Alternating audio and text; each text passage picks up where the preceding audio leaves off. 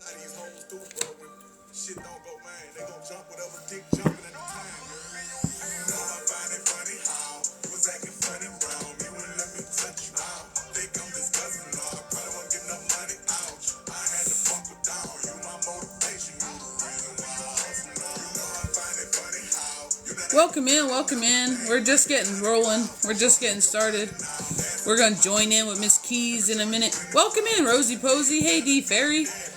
Hey, Pratt, Tik Patel. I'm so sorry. I'm butchering your name and I know it and I apologize. Welcome in, welcome in. We are just getting started. We're going to join with Miss Keys here in a hot minute once we get rolling. How's it going? We're doing dual reads today. We're just waiting for Miss Keys for a second.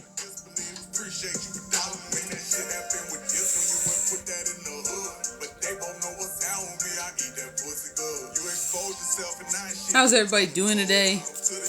We having fun yet? We're gonna go dual today with Miss Keys of Wisdom 369.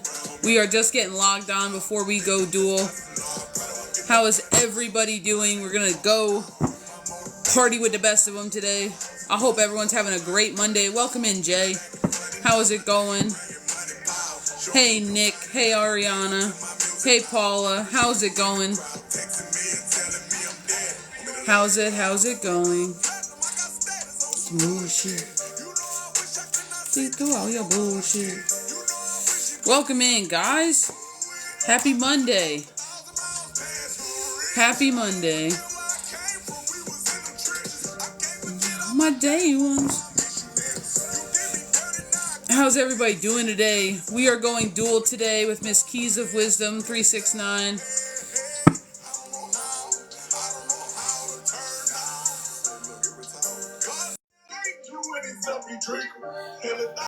Volume up so I can hear you. Welcome in, guys.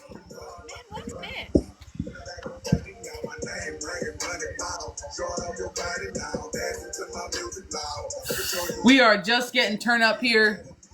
The list is open. We're doing 2020 for a dual read. You'll hear from both me and Miss Keys of Wisdom. You do not need to give to one person in particular. If you're in my room, you can use my link tree. If you're in her room, you can use her link tree, and we'll do all the work on the back end. You don't need to worry about it. Welcome in, guys. Hey, Mary. How is it going? I hope everyone's Monday is good.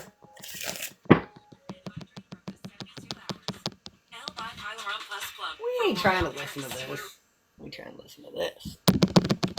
Welcome in, welcome in. If you can keep tapping that screen, I would sure appreciate it. Yes, please. Tap that screen, share the live. It helps keep us out on that FYP. And we want people to know that Keys is back doing her dirty self. So let's go. Longest break ever. Hey, it's all good. It is all good. List is open, guys. We're going to pop off with Collective as soon as we get a few more people in the room. So smash that screen. Miss Kalilia, how's it going? Smash that screen. Welcome in. Welcome in, Monique. I hope everyone's having a good day.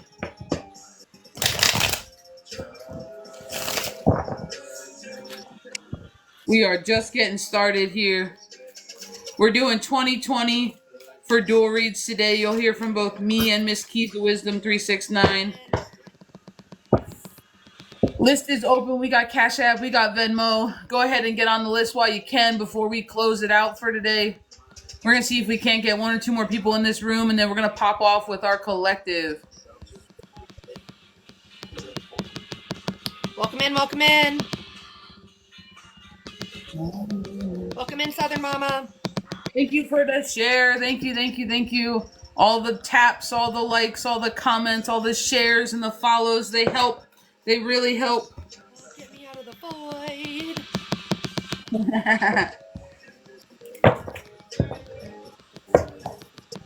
I am in the void. Got these tattoos in my body. So I'll stop and say sorry.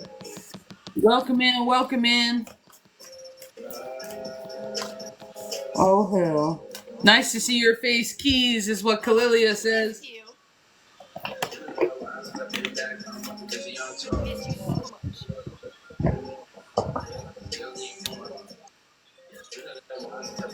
Welcome in, Odin. Of course. Of course. After that message from a couple days, that building message, of course we got Odin. Thank you so much for being here today. I love the fact when people get sent our way as a messenger for our own shit. You know what I mean? It's wild. Just for breathing. Even if you just popped in, thank you. This is what we talk about when we talk about unsuspecting messengers, though. Like, they come in all shapes, forms, sizes, ways. Like, don't count people out. Because that's the thing. You expect a message to come in a certain way or a sign to come in a certain way, and then you miss it. What did you say like 2 weeks ago? For every sign you see, you miss 3? Yep. Yeah, that. Yep. Yeah, my team was adamant about that one, and I had never heard that before, but I actually love it now. Stayed in my head steady since you said that. Oh yeah, I love it now. That screen for me. I've been gone for like 6 weeks, and if you could help me get out of this little TikTok void and back on the FYP, I would so appreciate it. Welcome in, Miss Wendy. Welcome in, Miss Cindy. Welcome in, Miss Robin. Dude, these candles are great over here today. Bye as fuck. Oh yeah, I'm on spirit animal energy today. That's what's up. Seriously, on today, bye as fuck comes into my fucking... Welcome in, Miss Wendy. I hope you're having a good Monday. I hope you're doing all the great things. 12:02 on the clock. Welcome in, Miss Megan. We're just getting rolling here. Keys is coming back from her slumber of 12 years. No more slumbers. I swear, if Spirit didn't teach me patience in 6 weeks,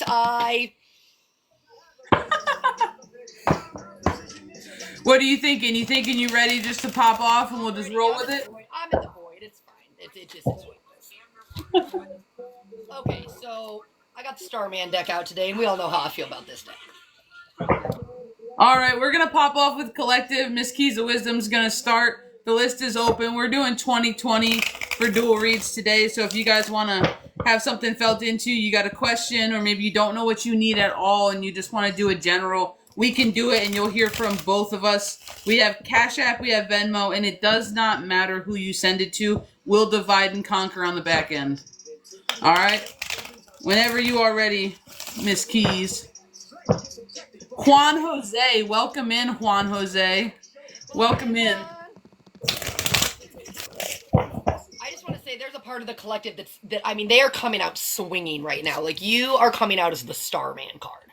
And whoever this is for, it's like, you've walked this path where you have solely focused just on you. You've stopped fighting other people. You've stopped forcing yourself to be heard. You're sitting here with the 5 of Wands in reverse out. You're sitting here with the 5 of Swords out. You're sitting here with your 8 of Wands. All of this has been a big, fast, fiery transition for you. You've got the Strength card, the Hangman, and the 8 of Pentacles. And this 8 of Pentacles card is one of my favorites. If you look at it, they're carefully placing all of their abundance that they've achieved strategically around them, right? And the thing is, you're sitting in your star energy now. That's what I want to say. You're coming out swinging. You are now in your star energy. And for whoever this is for, it's like you are literally speaking things into existence in your life at a rate that you didn't even know was humanly possible. And it's like, you got real good at speaking the negative into existence. You just didn't realize that it had the reverse effect. And now you are seeing it in full force. And that's why I said this, it takes me back to your message the other day about the less beaten path, the less traveled path. And the thing is that crossroads and paths, obviously, lots of times we talk about crossroads, the choice, the this, the that. The choice is always to either choose your path of your lower self or your path of your higher self. And what people don't often get is there is no wrong choice, right? But when you choose your lower self, what does that actually look like? And that's what this spreads out here. The lower self is that of the same pattern, the predictability, the things that are familiar to you. And the thing is, everybody wants new without doing new things. They think they can bring the old with them.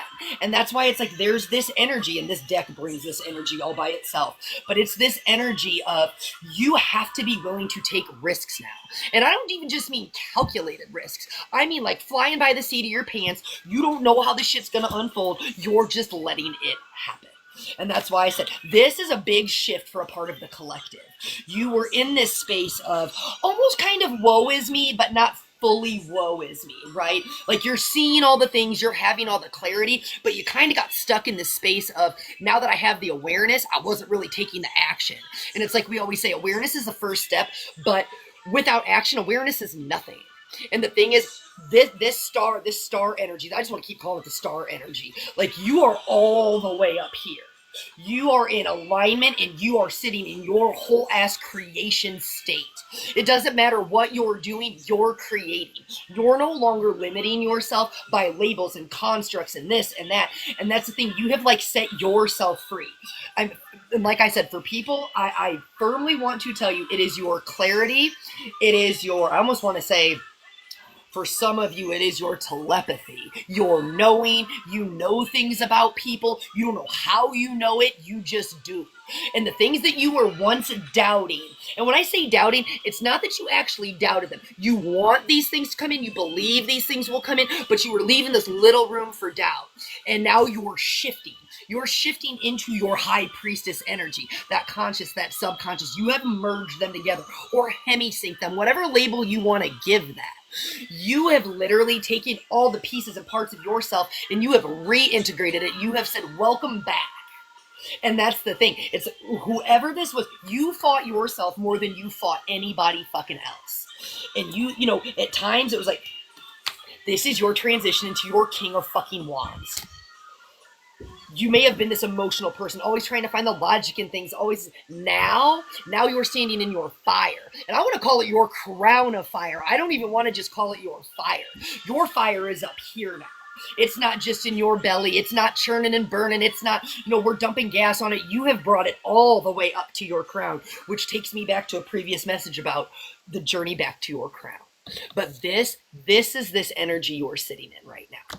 You are in full-blown creator, stable. You went back to your foundations. You figured out where the cracks were. You filled them in and you rose. And this Eight of Wands out here, this has been coming out in like everything. This is a quick transition for so many people. Like I'm talking, you woke up one day and you're just like, boom. Like, I don't know why. I don't know why I feel this way. I'm not doubting this shit. I'm not second guessing myself. I'm here to do this. This is going to happen. I don't know when and I don't care. Because the thing is, you ain't playing in the past anymore and you're not worried about the future because you realize you won't control any of it. All that matters is the right now. And as long as you can stay in the right now, baby, you got all the power. You've got all the fire. You've got all that creative life force to create anything you want. And that is why you're sitting in that star energy, because you are no longer allowing anything outside yourself to dictate the path that is unfolding in front of you. You chose the less beaten path. You didn't come here to be the same. You didn't come here to do shit like other people. You came here to do shit like you.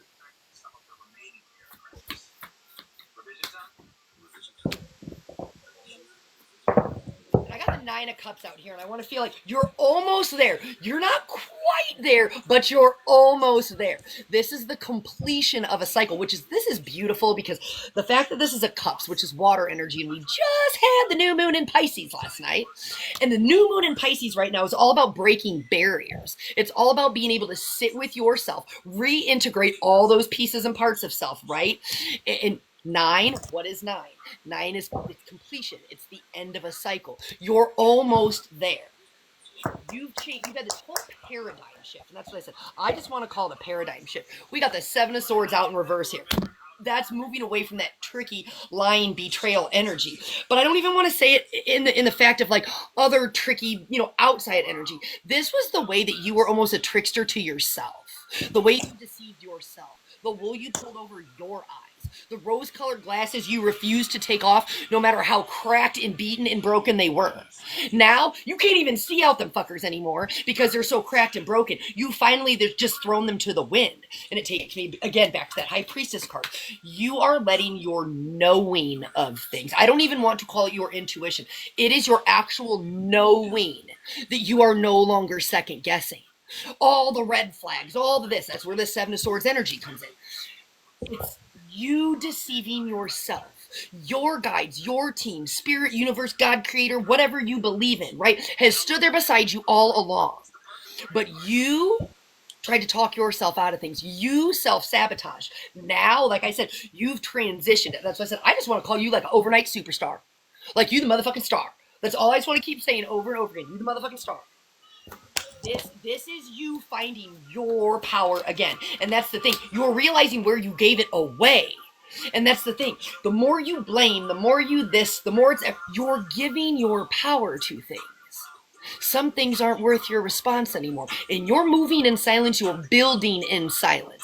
And the thing is, this takes me back to your message that we were just talking about the warrior.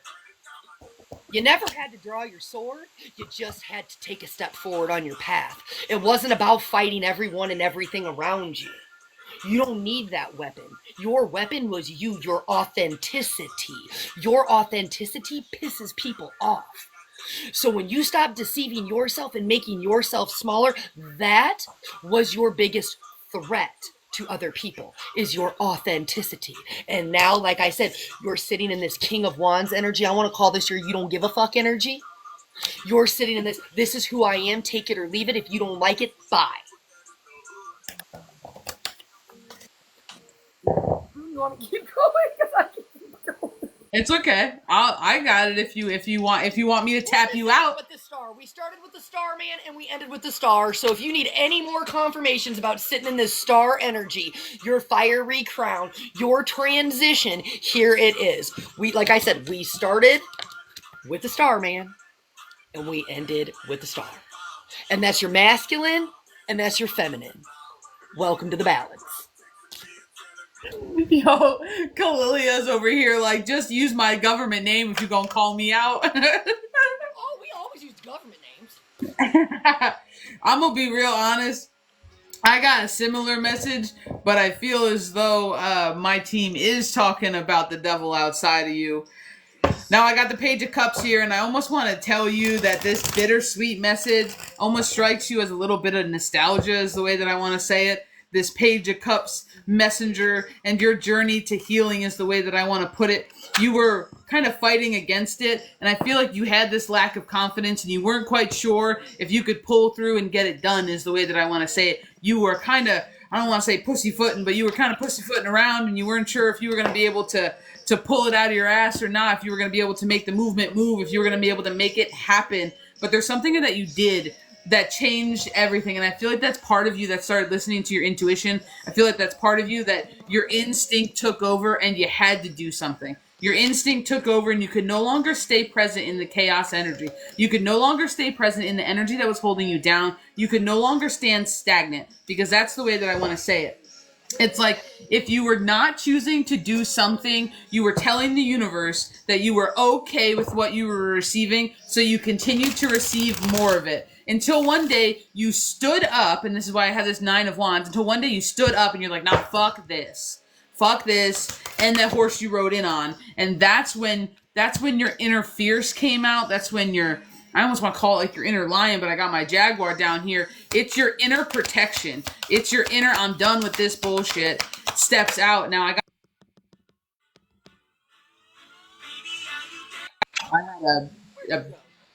a Amber Alert that just popped up on my phone. Talking about making a run for it. Yeah, that's a confirmation you don't want, but damn. And I was literally just gonna talk about how you were being sneaky and how you had to make your grand escape like a ninja. You had to scale the wall of self. You had to climb out of that hole that you had put in. I got the crow card out here on the table and given the messages. My crow feels like it's a divine placement. With this spiral, it feels as though you're breaking the pattern to the lesson learned. And that's the way that I want to say it. You're breaking the pattern to the lesson learned because you see it now. Something about this 8 of Swords, you kind of freeing yourself from this 10 of Swords, this burden energy, this mental game that you play with yourself, this is what I deserve, this is what I'm worth. You finally were like, nah, F that. Here comes your confidence in the sun. Like, you are starting to bridge through so many different things here. There's a part of you that is starting to become whole. And it's funny because you always thought you needed a partner to do it. I got this Lover's card out here and this Two of Wands. You always felt like you needed a partner to do it. As we split the deck on the Four of Wands, Mama Mary, how's it going? You always felt like you needed somebody else to make you whole, and you don't. You don't, and that's what you're figuring out. This is part of that balance of things. This is part of that moving away. As we have the Fool card out here, this is your brand new beginning. You're no longer surrounding yourself by the chaos. You're doing a breakaway. You're breaking away free and clean. That's what I want to say. You're making a clean break, and it's like off into the races is what you guys are doing. Now, I feel the need to say, hold on, I got a card flipped upside down. I feel the need to say, as you're forging a new path for yourself, and when I say a new path, I mean, you're no longer moving your current physical out of your past. You're no longer being like, I need to do this because of what of this. I need to stay over here and perpetuate. No, you're like, F this, my past is my past, and we're going to move forward. And there's this part of release that has to come with that mentality. There's this part of let go. And I feel as some of you are moving forward despite the grief. Some of you are moving forward despite the heart pain, despite the palpitations, despite the agita that you guys are giving yourself, and the physical feelings that you are having right now, and the heartburn and the trouble and the worries. You're doing it anyway, and this is part of forging your new path. This is your strength. This is your strength. This is no longer holding on to the shit that used to cause you irritation and struggle and fight and strife. This is you forging a new path ahead, and a lot of people are not gonna understand the choices you are making, but you're doing it for you. And this is just like symbolic of it with this Six of Swords card out here twice now. That's the second time out of 3 tarot decks that has come out. And they're just talking about how you're doing it for you now. This is this lesson. You have helped your inner child. You are making decisions for you. The Hierophant is out here. These are calculated you choices. This is, I have learned my lesson. How am I applying it? Type of a choice. And I feel as though this is what's bridging you together. I got the Lovers out twice. This is what's putting things together for you. There's a sense of almost playfulness, almost innocence that you're finding with yourself that you might not have thought was possible before, but you're almost re-uncovering it. I feel as though maybe you kind of been a stick in the mud a little bit. Like your real essence has been underneath, but you just haven't really kind of let it shine for a little while, as my left ear is ringing. And I just feel as though you're moving into your, I want to call it like your bad bitch era. Your era where you're like, nah, my field of flux is barren, and this is what we're doing.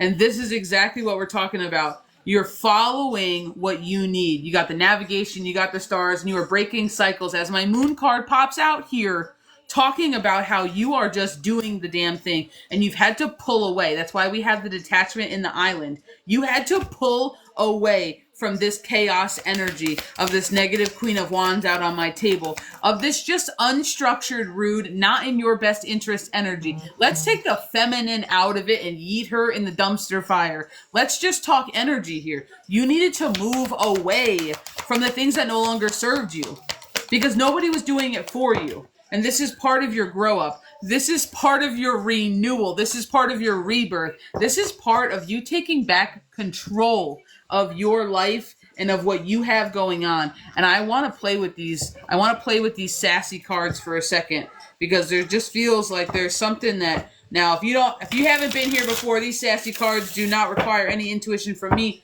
but we do shuffle them like tarot, and sometimes they're pretty damn accurate. So they're just funny. So let's go ahead and see what these sassy cards might have to tell us to wrap up this read, this whole rebirth with this new moon. I feel like I shouldn't take those. I don't know why. But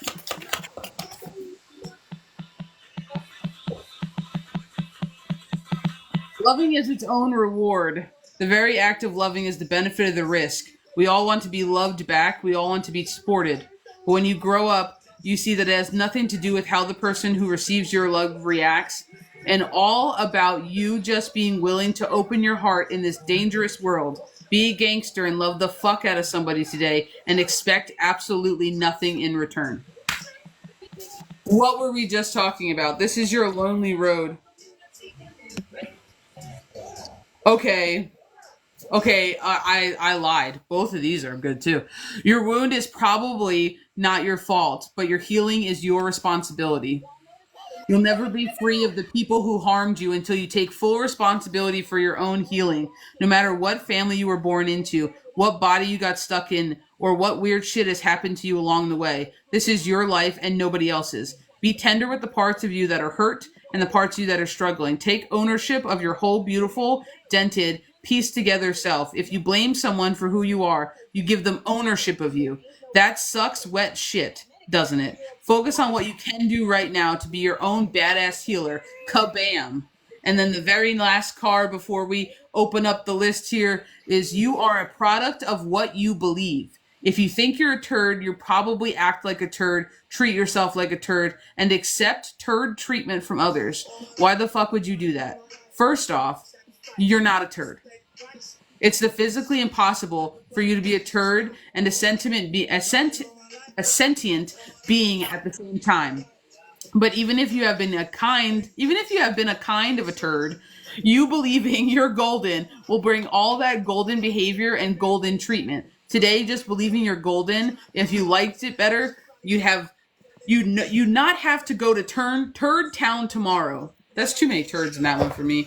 But that brings me right back to your star, man. That pulls me right back to your read, Peas, with accepting that light, accepting who you are, and fully embracing yourself and having no fucks given. Like that's where that takes me. I tell you, those cards, when you shuffle them like tarot or oracles, when you shuffle them right, man, they pop out some truth, even though they don't require much, from you. They'll pop out some truth. Welcome in, guys. The list is open. We're doing 2020 today for reads. You're going to hear from both of us for that. We got Cash App, we got Venmo, and we're doing raw and dirty. We're not, no BS here. We're cutting right through the bullshit. So if you want help with something, if you need, a question asked or something felt into, or maybe you don't know what you need at all, and you just want a general because you want to hear what Spirit has to say for you from both of us, we can do that too. That's not a problem. Everything's 2020. We got Cash App, we got Venmo, and no, it does not matter whose Cash App or Venmo you send it to. We'll do the dirty splits on the backside, so you don't have to worry about it. The only thing we do ask, shut up. This wasn't even out, and it's popped out. This Hangman card. Talking about new perspectives. Like, only thing that we ask is that you come back in and you let us know you donated. Yep. That's the only thing you ask is you come back in, you let us know how you donated. That way we just don't miss you having donated to our list. For those of the people in my room, you guys are always allowed to ask collective questions. Just keep in mind, collective questions do not require us to feel into your energy, but we don't mind having good, thoughtful chit-chat. Or if you're somebody who doesn't have a lot of things to share, shut up.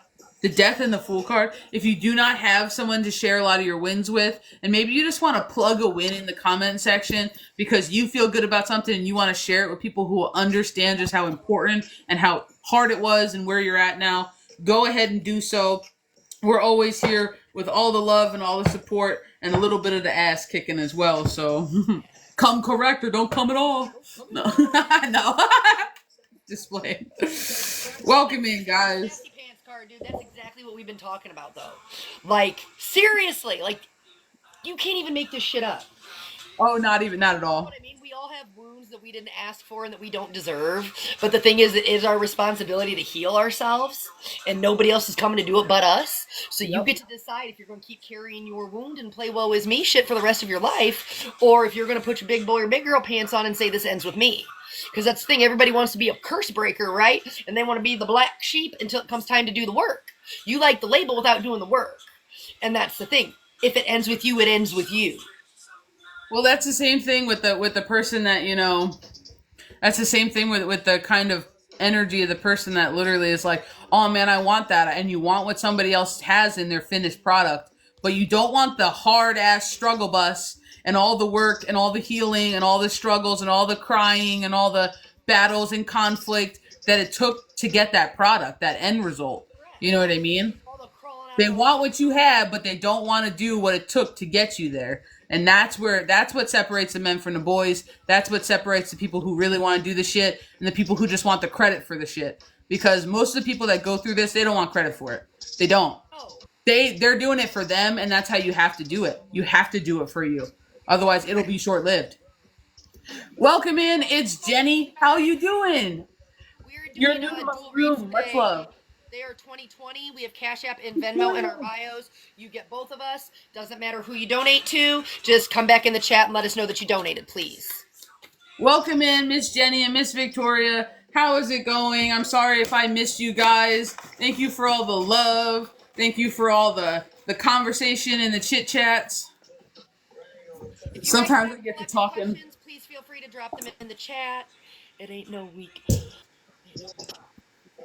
You're right, Mama Mary. This is not for the weak. No, it's not. It's absolutely not. And that's the thing, I know that we'll probably agree on this in this space, but more often than not, I see so many people claim, again, like we just said, claim they want to heal, claim they want to do this, right? Until they come and sit in the space and they get called out for it. And that's the thing, because I'm gonna be me today. So like, I'm just gonna say what I have to say. So many people talk about, labels and narcissist this and blah, blah, blah, blah, blah, and whatever label you want to give shit, right? Rooted says hi. Hi. But the thing is, the more that people like harp on those things and blame people for those things, they're actually engaging in the same fucking behavior. And nobody wants to hear that. And like, it will offend people because I have offended people saying that. But a narcissist blames people for everything.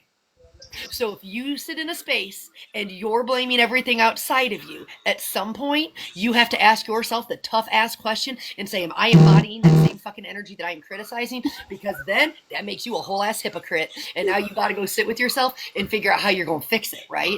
And when I say, what are you laughing at? Wait, Kalilia. Wait, hold on. Kalilia is literally like, no one gets to hurt me for free anymore.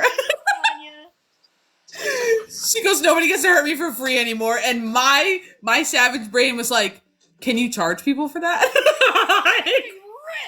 Pay me $5 and then you get to hurt me. I told you, we just make money to exist, right?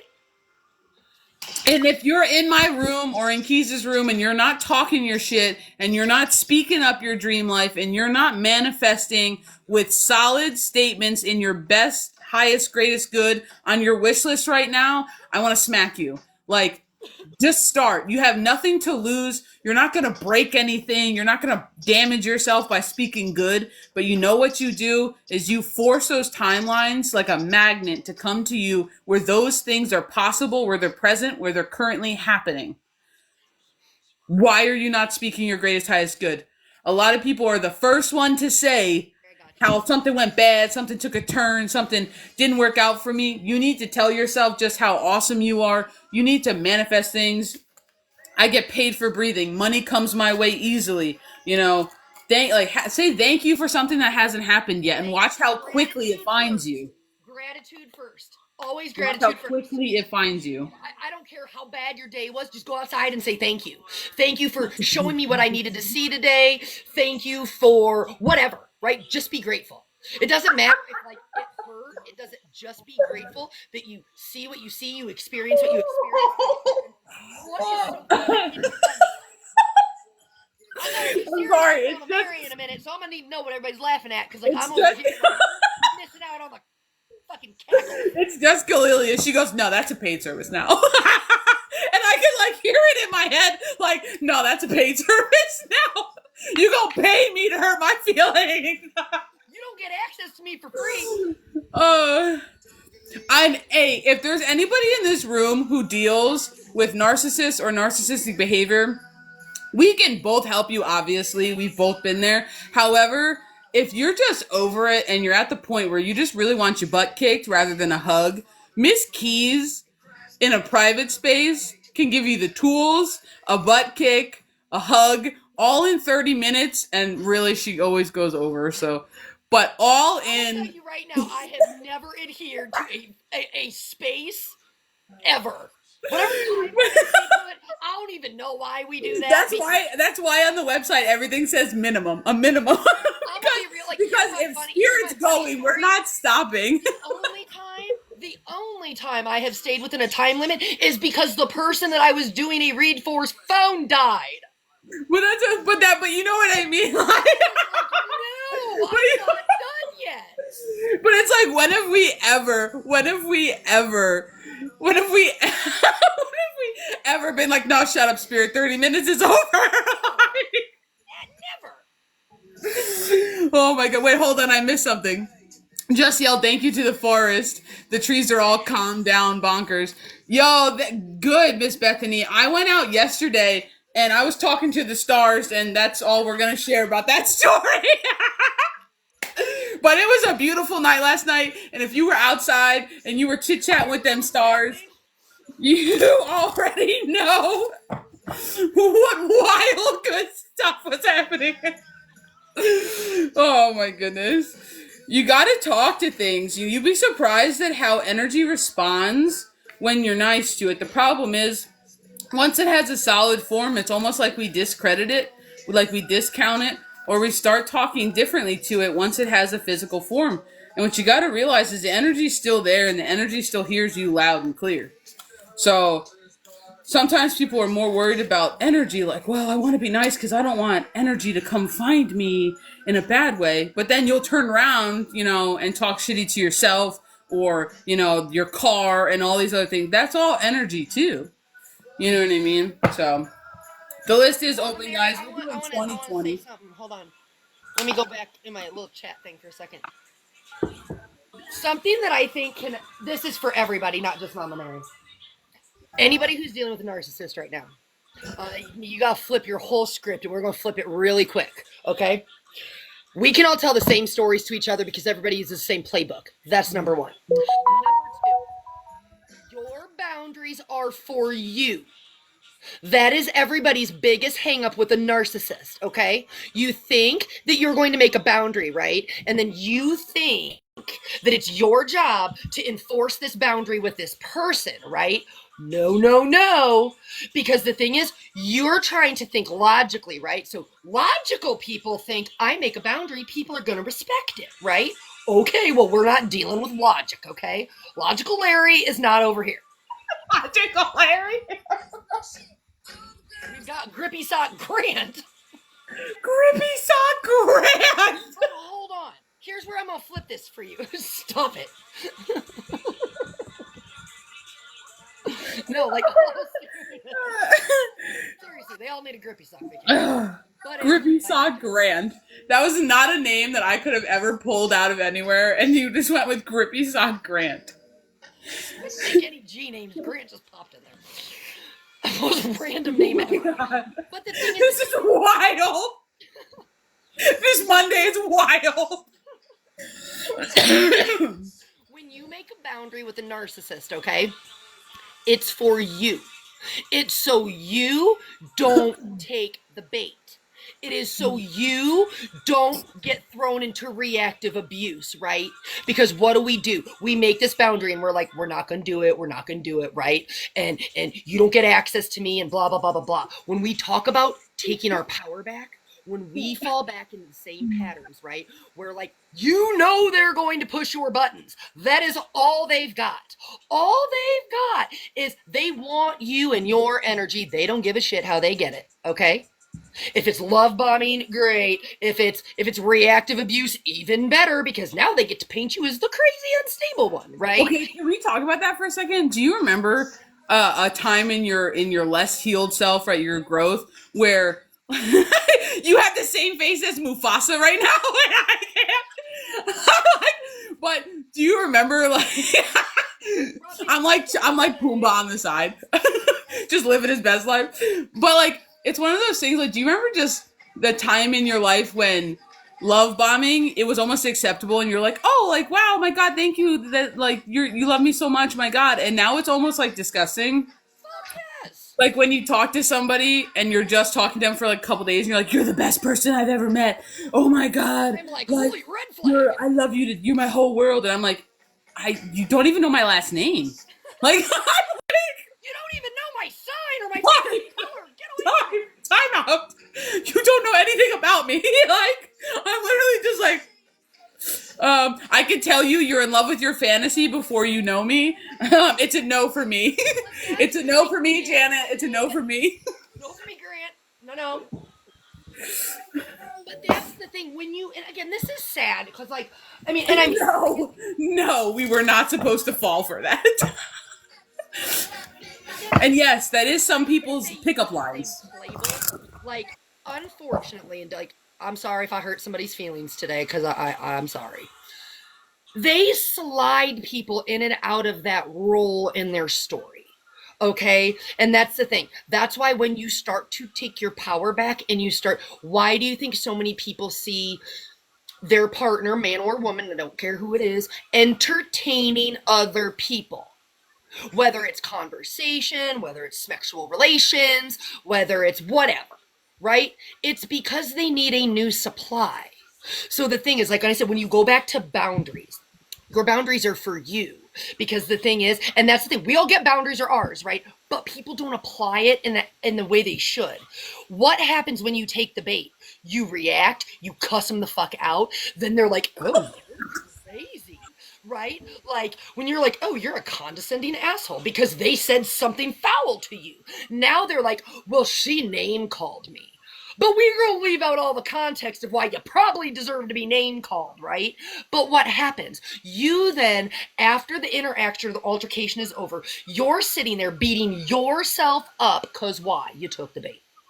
And that's the thing. Your boundary is so that doesn't happen to you. So when you're like, okay, you're escalated, I'm not going to talk to you right now. Because what do you know to be true? You know that anytime you speak, because first of all, let's be serious, they ain't listening to you. That's the first thing. They're not listening to you. They're reacting to you. They're talking at you. They're not listening to you. This is not communication. So you're trying to communicate and make logic, like I said, with an illogical person. And that is why so many empathic people or people who try to show so much grace get stuck in this round and around and around and around. You are simply trying to make logic in an illogical space. And then what happens is you're trying so hard to be logical, you then become emotionally ungrounded. So you got to be like, no. I'm going to sit in my wisdom brain, and wisdom has been seeking you for a long time. You just ran faster. And you did not just use my quote. You did not. That little gif I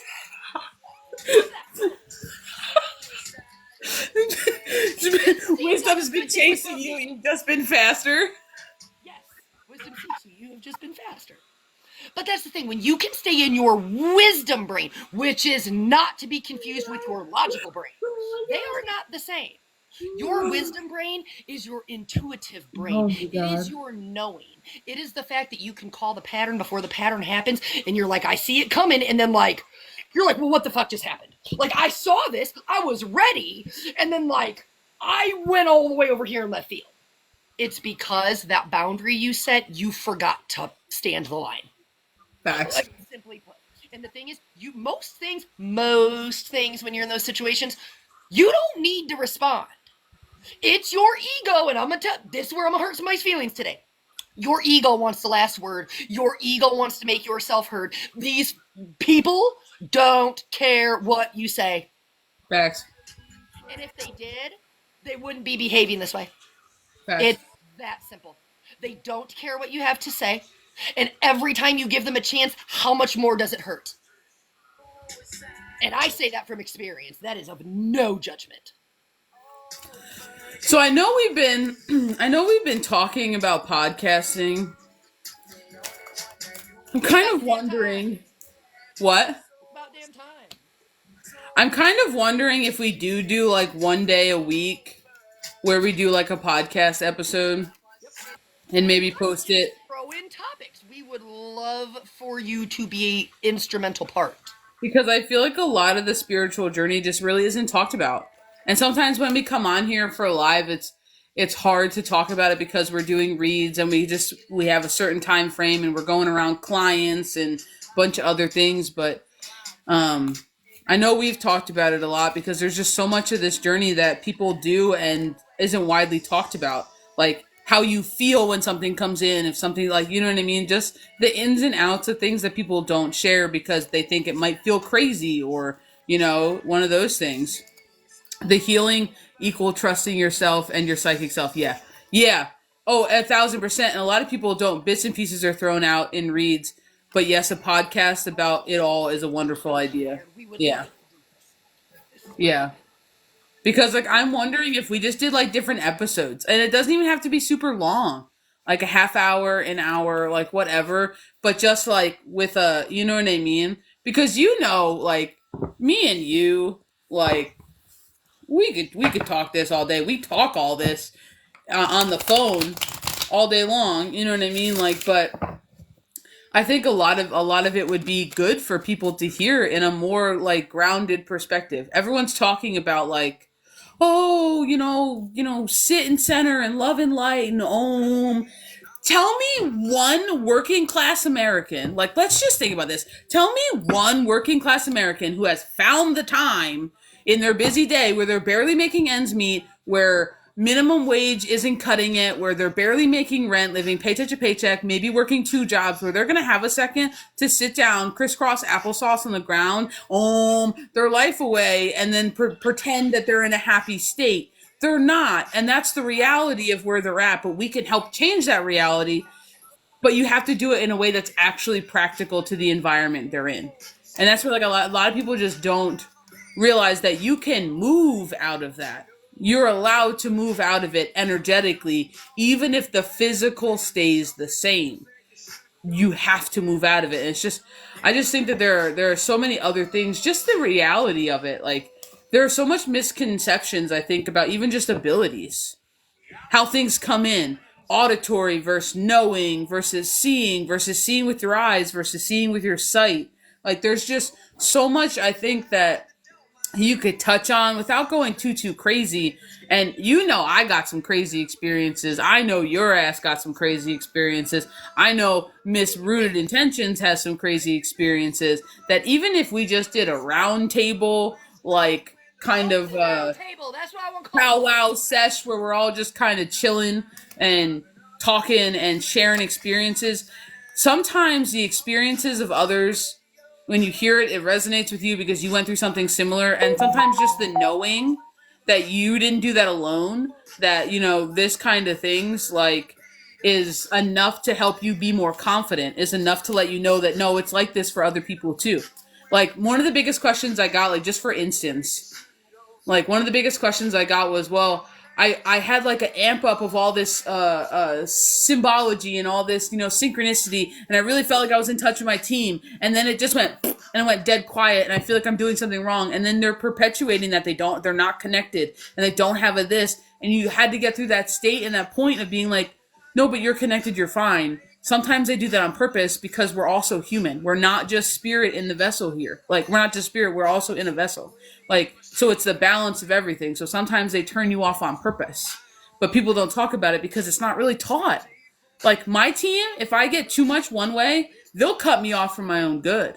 They'll be like, boop. Like, when I go on vacation, a lot of times, cut off because they know the reason I'm taking that time.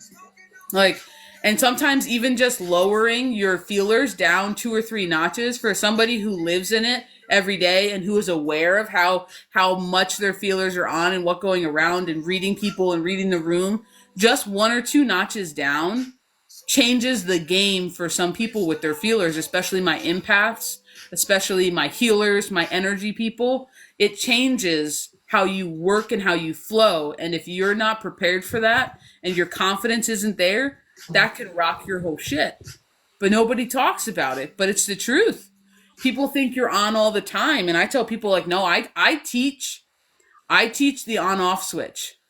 Like, don't bother me during spicy time. Don't bother me in the shower. Like, don't bother me in the bathroom. Like, there needs to be boundaries. There needs to be certain times that you sit down and you go, okay. Now, if there's an emergency level 10, my team knows they can always bust through to me. But like that's the balance. Like I should be able to go to the grocery store and not break down emotionally in tears or be overwhelmed by large crowds. Like that's a lack of balance. That's a lack of filtering. That's a lack of protection. That's a lack of control over your energy and your boundaries. A lot of people over romanticize that I'm a healer and I'm a this and I can't go in big crowds. That's not a win.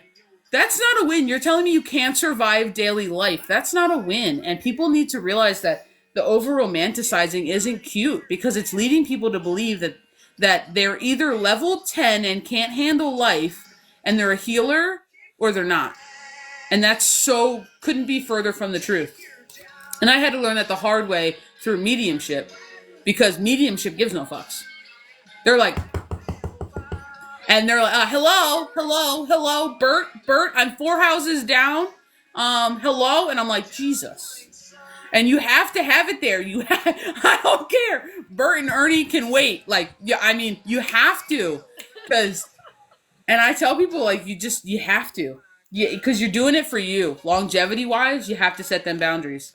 Yes. But don't even get me started on the romance side of the collective. Hold on a second.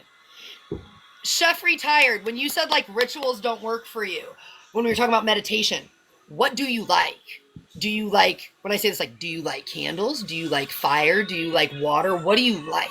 How do they meditate? That's what I want to know. What's your definition of meditation? What is your definition of meditate? Because I can give you a whole. We talk about meditating completely different. Melissa. It is not sitting kumbaya on the ground. It can be, but you can be in the beginning, and I will say this is just my opinion.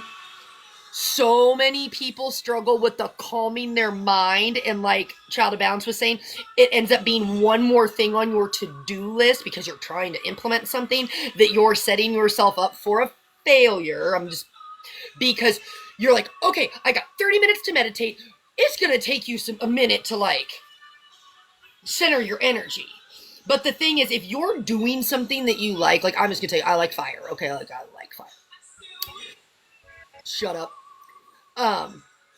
I can connect with myself and my energy when I'm using and incorporating fire into my meditation or candles or this. And I'm not saying like you're sitting down doing a candle ritual. I'm just saying you can go get you a glass candle from the Dollar Tree and focus, right? Because what's the whole point? To calm your mind and calm yourself, right?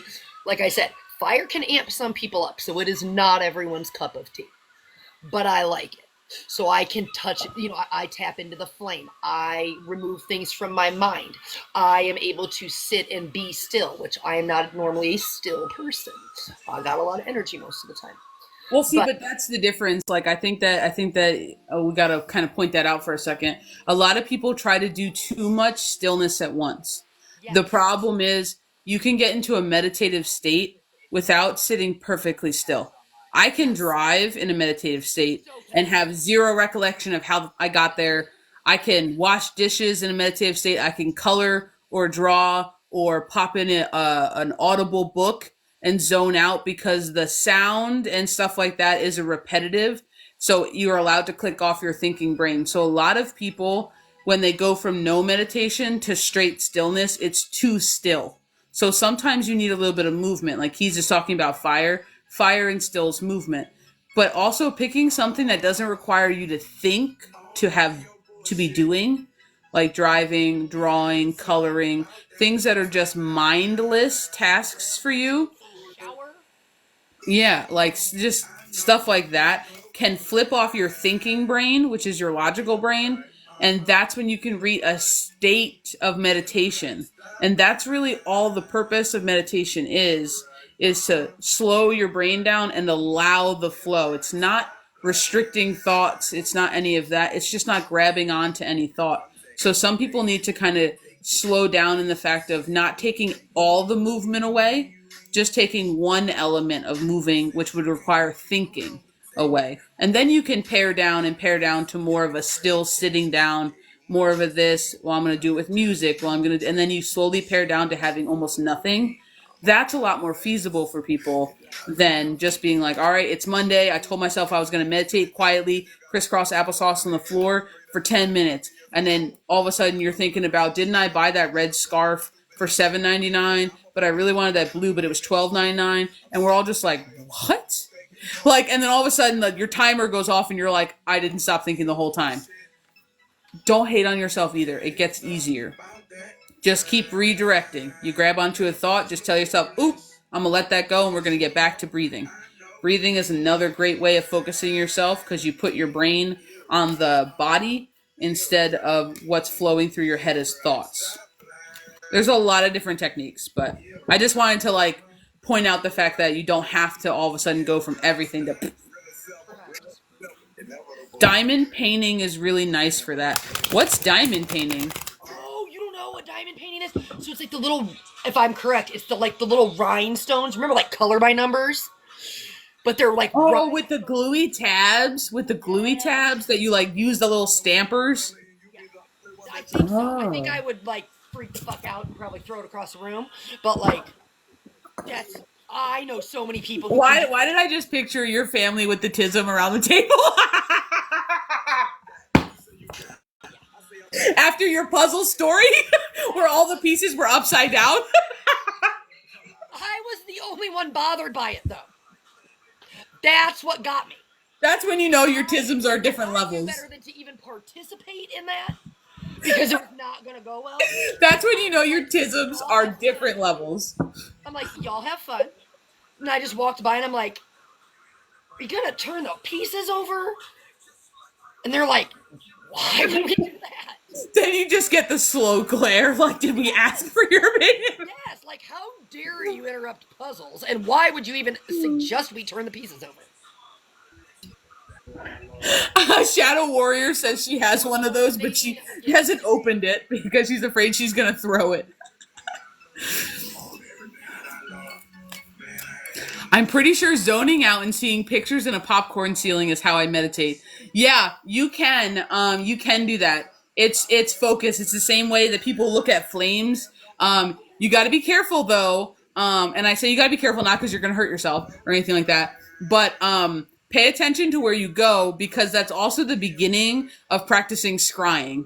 Whether people realize it or not, it's a central focus on one thing to allow for other things to come in. So if that comes easy to you, I bet you would be developing into a good scryer. Whether you need a physical mirror or an object or a flame or water or not, or if you're just an imagery person and you can just remote view like no one's business.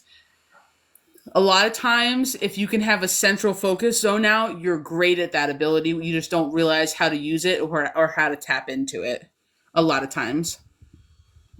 Welcome in, Aunt Linda. Welcome in. It's not my aunt, but that's the screen name. I do have an Aunt Linda, but that's not her. I just want to clarify because I know you know that I have an Aunt Linda, and I was like, that's not her. Like, so do I, though. I actually do. Yeah, but that's one of the things, like, people don't realize how much of their weirdness that they do is actually an ability. Yes. All of that.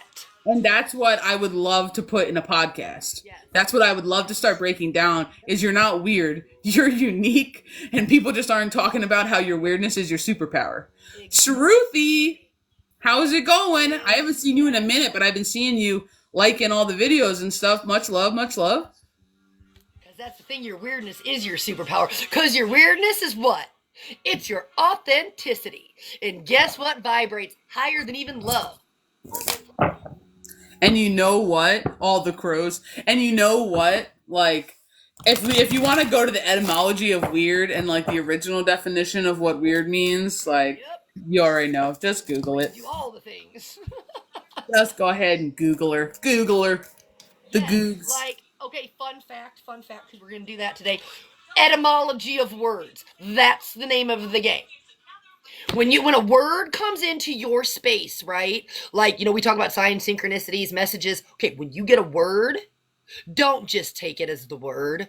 Go look up the etymology, the root, the origin of the word, because your brain's going to go...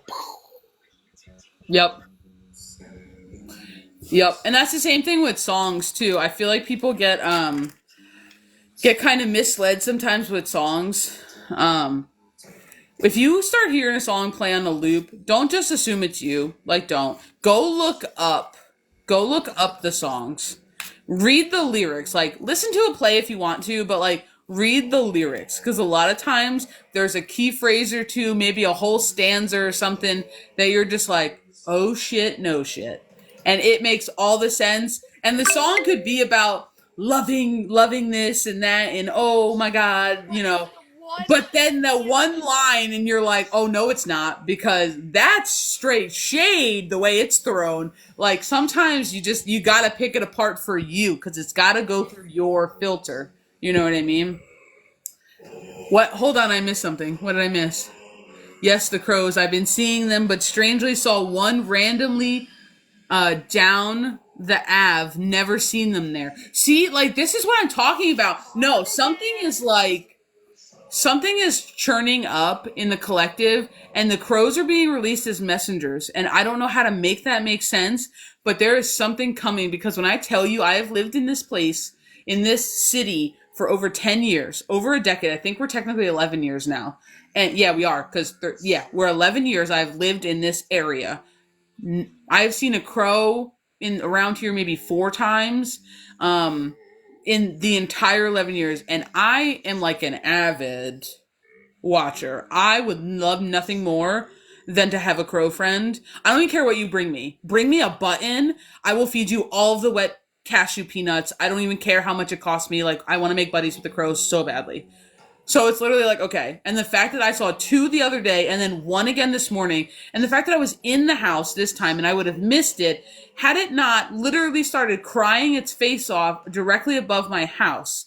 And had I not yet, thank you so much for the rose, had I not yet started tossing, I ran outside, barefoot and all, like, I was at the porch. I didn't see it. I could hear it. I jogged backwards, cause in case you wanted to like picture this in your head. I jogged backwards in the grass, searching for this bitch in the sky, and here it comes straight over the house by the power lines. And I was like, you gotta be kidding me. One by itself, and then you get a message, and I'm like, this is it. this is the message today, cause. Okay, what are crows? They're truth. What are Odin's crows? They represent memory and thought. That right there. Truth. It is truth now. Nothing stands but truth. And the thing is, truth will defend itself. It just needs people to set it free to defend it. You have to do. It's neither good nor bad. It just is, and it always comes out.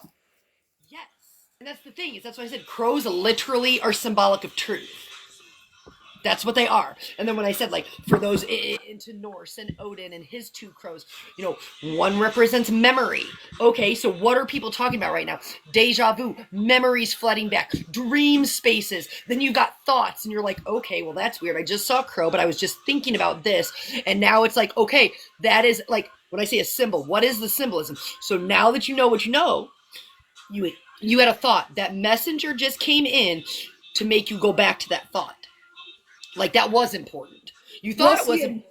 And, like, even think about that. Like, the number one question I feel like we always get is, I had this, and I have it in my private space, too. Like, this came to me, or I've had people, like, call or reach out on the email and be like, so, I saw this. Thank you for all the gifts. Thank you.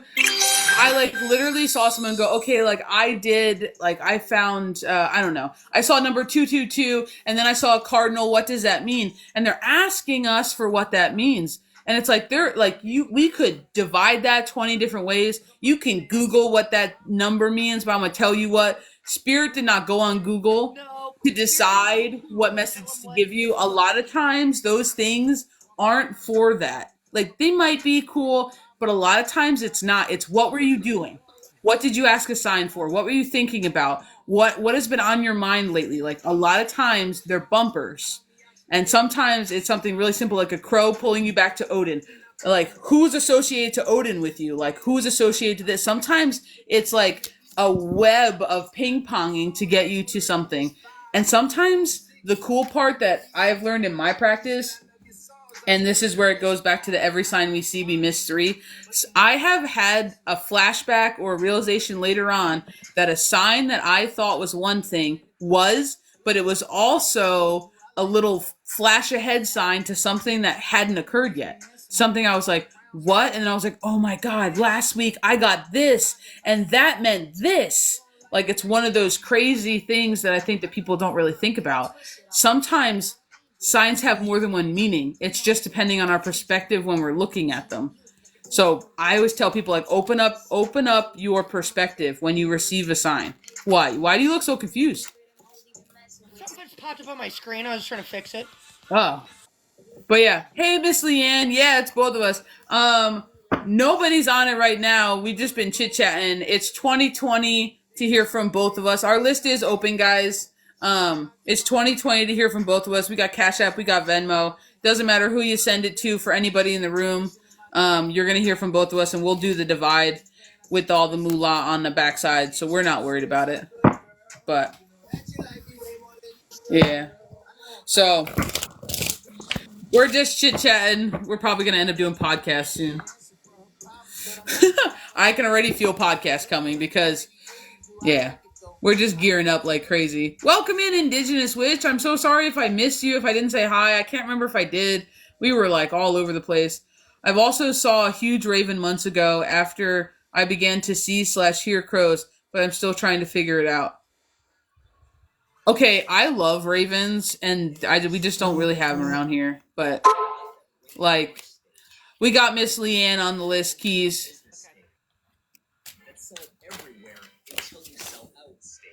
I'm gonna have you go. What was that? Um, I'm gonna have you go first with Miss LeighAnn as soon as she comes back in. It was in New York. It was in NYC, so I was super shocked. You saw a raven in New York City? Jeez, that's purposeful.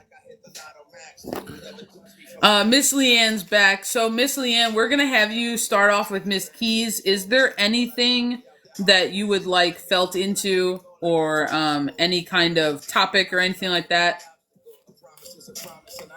Atlantic Ave. That's crazy. That's crazy, Shruth.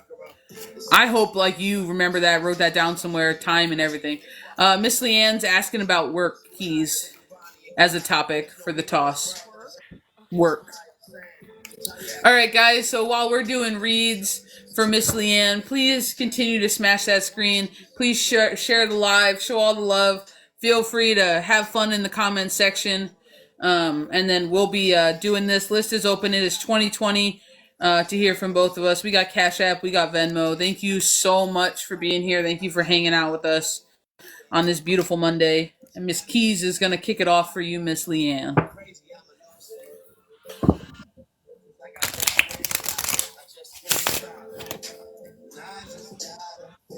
Thank you, Bethany, for the shares. Thank you, thank you, thank you.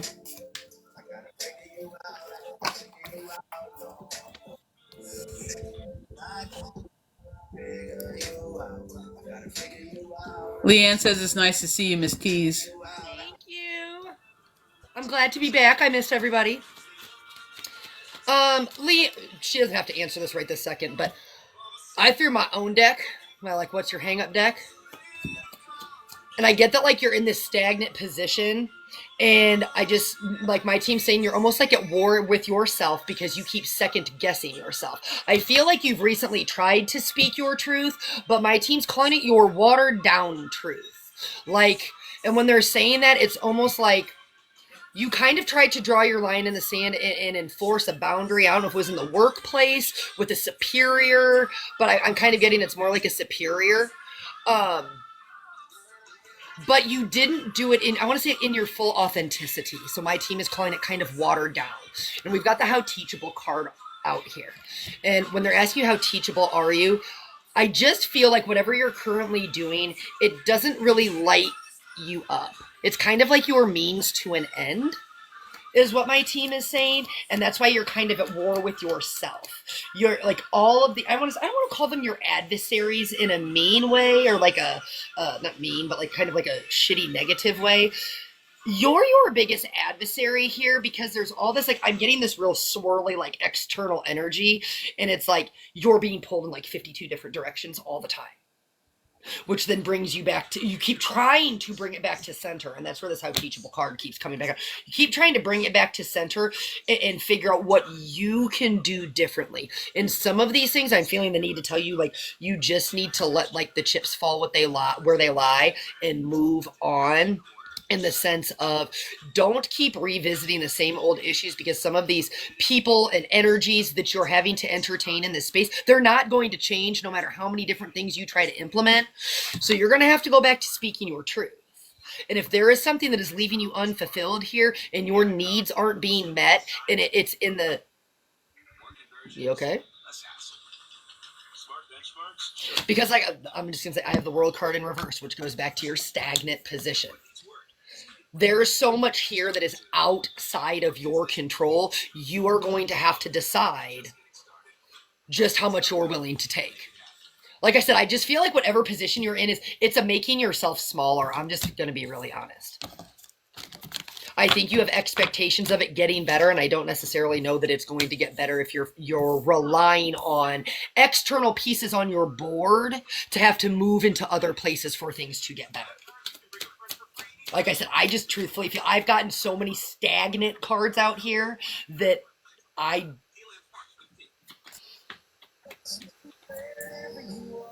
She says she's been trying to let go, and she feels as though her superior has laid off of her.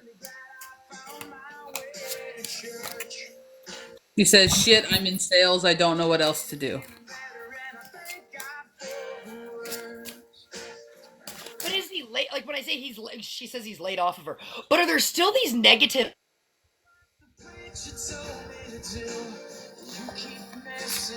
He may have off her, but, like, the essence of that energy is still there. Whether it's like, I feel like she's kind of like, where's the, is this the calm before the storm? Like, waiting for the other shoe to drop. Like, he's left me alone for today, and maybe he heard me for today, but I know it's only temporary type of energy.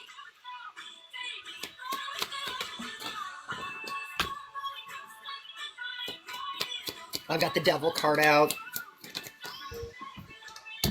And then we've got the Two of Pentacles in reverse. This is you finding your balance. And I don't feel like you've actually found your balance yet. It's like you're taking the moment.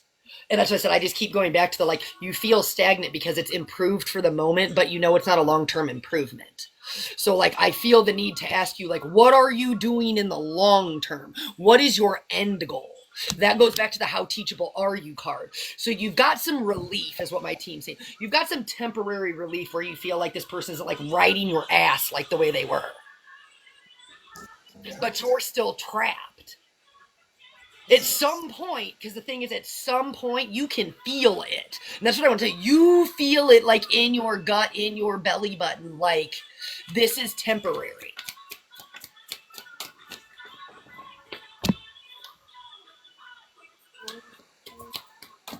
Two of Cups.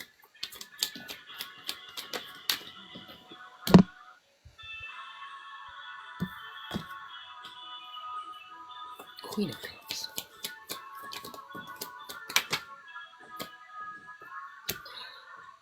I know she said to you that she's in sales. She doesn't know what else to do. Are you actually fulfilled in what you're doing, though? Because I really feel like you're not.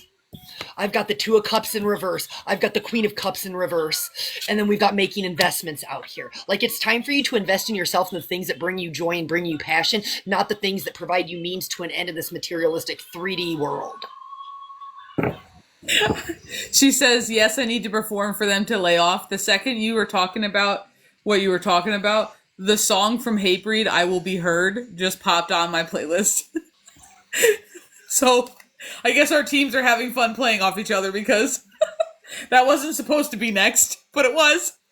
But that's why, I mean, and I'm just like, okay, you've got the Queen of, this is your bridge, is your Queen of Pentacles.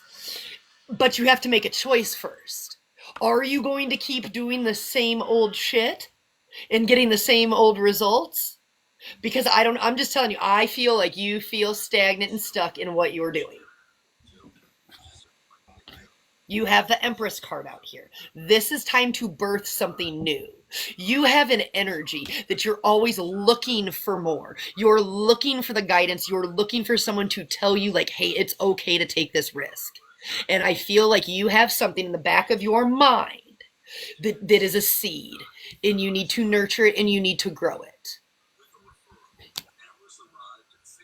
You have an idea, and I know you do. You have something that you want to be doing.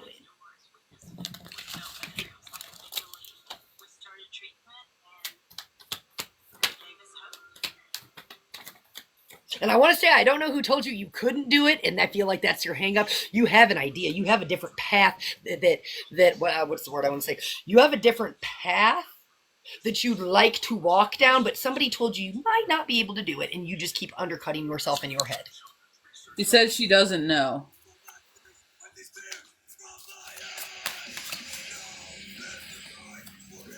What's that song? What's playing now? I Will Be Heard. It's still the I Will Be Heard song. Okay. You have to let go of this energy you keep sitting in. You need to make room for what you actually want in your life and not what you're settling for. You are sitting in settling energy. And that's why it's stagnant. That's why you feel stuck. You're just settling.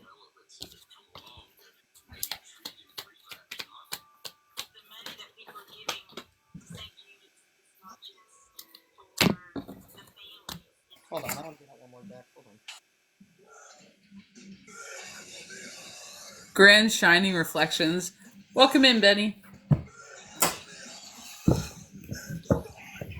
She says she's stuck in the 3D. This just doubles down on the other cards, but you have your rebirth and you've got your decisions, which takes me right back to your Two of Wands choice and your Empress. You are sitting, like I said, you're sitting in this precipice of you don't have to be stuck in the 3D. And this is how I want to say this to you. So don't shoot the messenger. It's not the materialistic shit that matters here. And the thing is, so many people have been brainwashed to think that your abundance comes in a material form. Your abundance comes in the form of peace. Your abundance comes in the form of clarity. Your abundance comes in the form of being able to like breathe and not feel like the weight of the world is on your shoulders. Abundance isn't a purse or a house or a couch or this. Your abundance is something that finds you when you sit in that flow state. And that's the thing, when people are stuck in that, when I say in that materialistic construct that they need to have the things, that's actually not you, but that's the ego talking. The ego thinks we have to have the things, and it's the go to work, the 9 to 5, the get the paycheck, the bring it home, to have the house, to do the things. But the thing is, if you could do, this is what I want you to ask yourself. If you could do something and money was not back then, what would you be doing? What would you actually be doing? That's where you start. When you feel stuck and stagnant in something that you're doing, and you're like, this is, it's just a paycheck. Or like I said, if sales lights the fire into your ass, I do not feel that it does. I'm just going to be very honest. It's what you know, and you're good at it. It's what you know. And that's the thing, when we're good at things, and it's what we know, it's easy to stay stagnant in that position. It really is. Because it is our means to an end. It puts the food on the table, it pays the bills, it keeps the lights on. But at the end of the day, you wake up every day and you're like, oh my God, I gotta go to work again. Is that the energy you want to sit in? And then that's why we say, like, that's the energy you're trying to create in. If you wake up and you have to go fight to be heard, and you're dealing with fuck shit left and right with employees, bosses, this and that, and then you leave, right? You're carrying all of that back home with you. If you're not at least detaching from that every day, then you're sitting there trying to figure out your next steps, what you do next. That's kind of the energy in which you're sitting. So if you can ask yourself, what lights a fire inside of me? If money wasn't involved, what would I be doing? That's where you start. Okay, hold on. Miss LeighAnn, I love you. I want to smack you so hard. I want to smack you so hard because that's how much I love you, and I only smack my friends. I want to smack you. You just said you didn't know what you wanted to do and you had no clue what it could possibly be. And the second we start talking about your dreams, I would open my own spiritual shop. I would open my own, celebrating your gifts. I would open my It own leads to your spiritual shop. abundance. Now look at the card. This is why I want you to see it. It's in the palm of your hand. That is your life force. That brings you joy. That lights up your soul. So wait a minute. Hold on. So you mean to tell we're going to take a couple steps back on your grand. Oh, you already know, Benny. Welcome to the group. Like, I want to take a step back on your grand path because you are stuck in sales. And I'm going to say you're stuck in your sales job right now because even as I'm tossing on this energy and I was debating going a different route and telling you we're going to bridge off of work when Keys was done because I wasn't sure if it was going to be a large enough topic to get 2 reads on. I'm going to tell you right now, everything here is stuck and stagnant and searching for your escape from your own absolute destruction. But let's take a step back. Because this hasn't been a bad place for you to sit. If you want to open up a spiritual shop, what has it taught you to do? To market, to brand. It's taught you to advertise. It's taught you to sell yourself in order to sell a product. You're on your stepping stone. So every time that we have told you you're actually on your stepping stone to what you actually want to do, and you say you're not sure what you want to do, no, it's the little kid inside of you who wants to do the spiritual shop. It's the essence of you who wants to do the spiritual shop. It's your adult brain that tells the kid to shut up and sit down because it's not going to work. Yep. Like, you have just gained all of the tools through this sales job that you need to begin to venture into something that you want to do, that lights that passion, that lights this wands energy out here. You have everything you need. What you lack is confidence in yourself to get it done. There's the difference. You lack confidence in yourself to get it done. Now, nobody's saying to go broke, to buy a shop, open up, and get yourself head over heels. But you could start small. You could start an online presence, couldn't you? You could sell from your house, small orders. You could start branding yourself online to start reprogramming the way that you do things so that you're feeding that part of your essence. Start manifesting. When we were talking about you manifesting what you want, start bringing it towards you. I attract other spiritual people like me. Like a magnet, I attract those who need my products.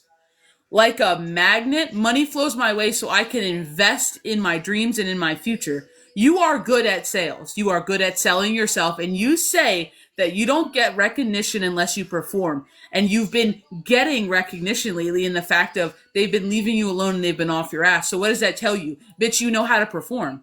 You know how to play the game. But this is where you take the courage and you stand up. This is part of this moving away from.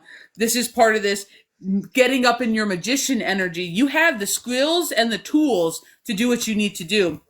Part of this is using your stubbornness to your benefit. Part of this is using your stubbornness to go get after what you actually want. But that's going to take a whole lot more. That's going to take a whole lot more than just words. That's going to take some action to free yourself. Let your kid mind free. Let your kid mind free. Get your adult out of the way. Consult your adult when it comes to building your child dream. Consult your adult when it comes to selling your child dream. Take baby steps. Start doing the research. What would you want to sell? You know, let's think wholesale. What do I have to get things cheap enough in order to sell them at a price that people would want to buy them? Maybe start looking at forums. What would you buy when I open my shop? Start looking at the spiritual community. Where is there a need? What do I want to sell? What resonates for me? Sell what resonates for you. If it's opening up a shop where everyone is welcome, then you better start doing your research because you need a shop that invites in Jewish, invites in Catholic and Christian, that invites in paganism, that invites in Wicca. You need to start looking into Celtic, into Norse. What kind of shop? Are we thinking with just crystals? Great. I would highly suggest you go wholesale. Go wholesale. Like you get, what do I need to go wholesale? How much is a wholesale license in my state? What do I have to do? What hurdles do I need? Like create yourself as that and start doing it. You can buy the shop later. The shop, the physical brick and mortar can come later. Yep. Start planning your steps for you to gain the courage and the confidence to go after what you want. I'm not telling you to go broke.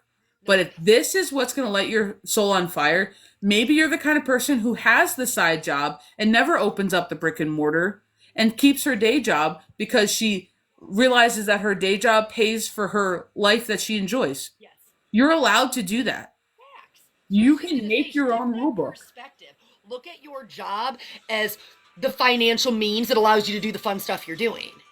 Like, we all had to do the bridge. Yes. Like, we all had to do the bridge. I had to start this while I was still doing a 9 to 5, well, more than that, because I was working 10 to 12 hour days. And I still came at the end of the night and we still went live. Keys knew I was barely awake. I was dragging my ass out of bed. I was bitching and moaning, trying to get videos. I was pushing myself. But you know what? You get to a point where then you feel comfortable making the switch. Like, you are in your rebirth energy. You are in your balance energy. You are in your taking back your bullshit energy. Like, you're the driver here. Like, Ace of Coins just went flying out. Look at this. This is not appropriate. Don't get me banned.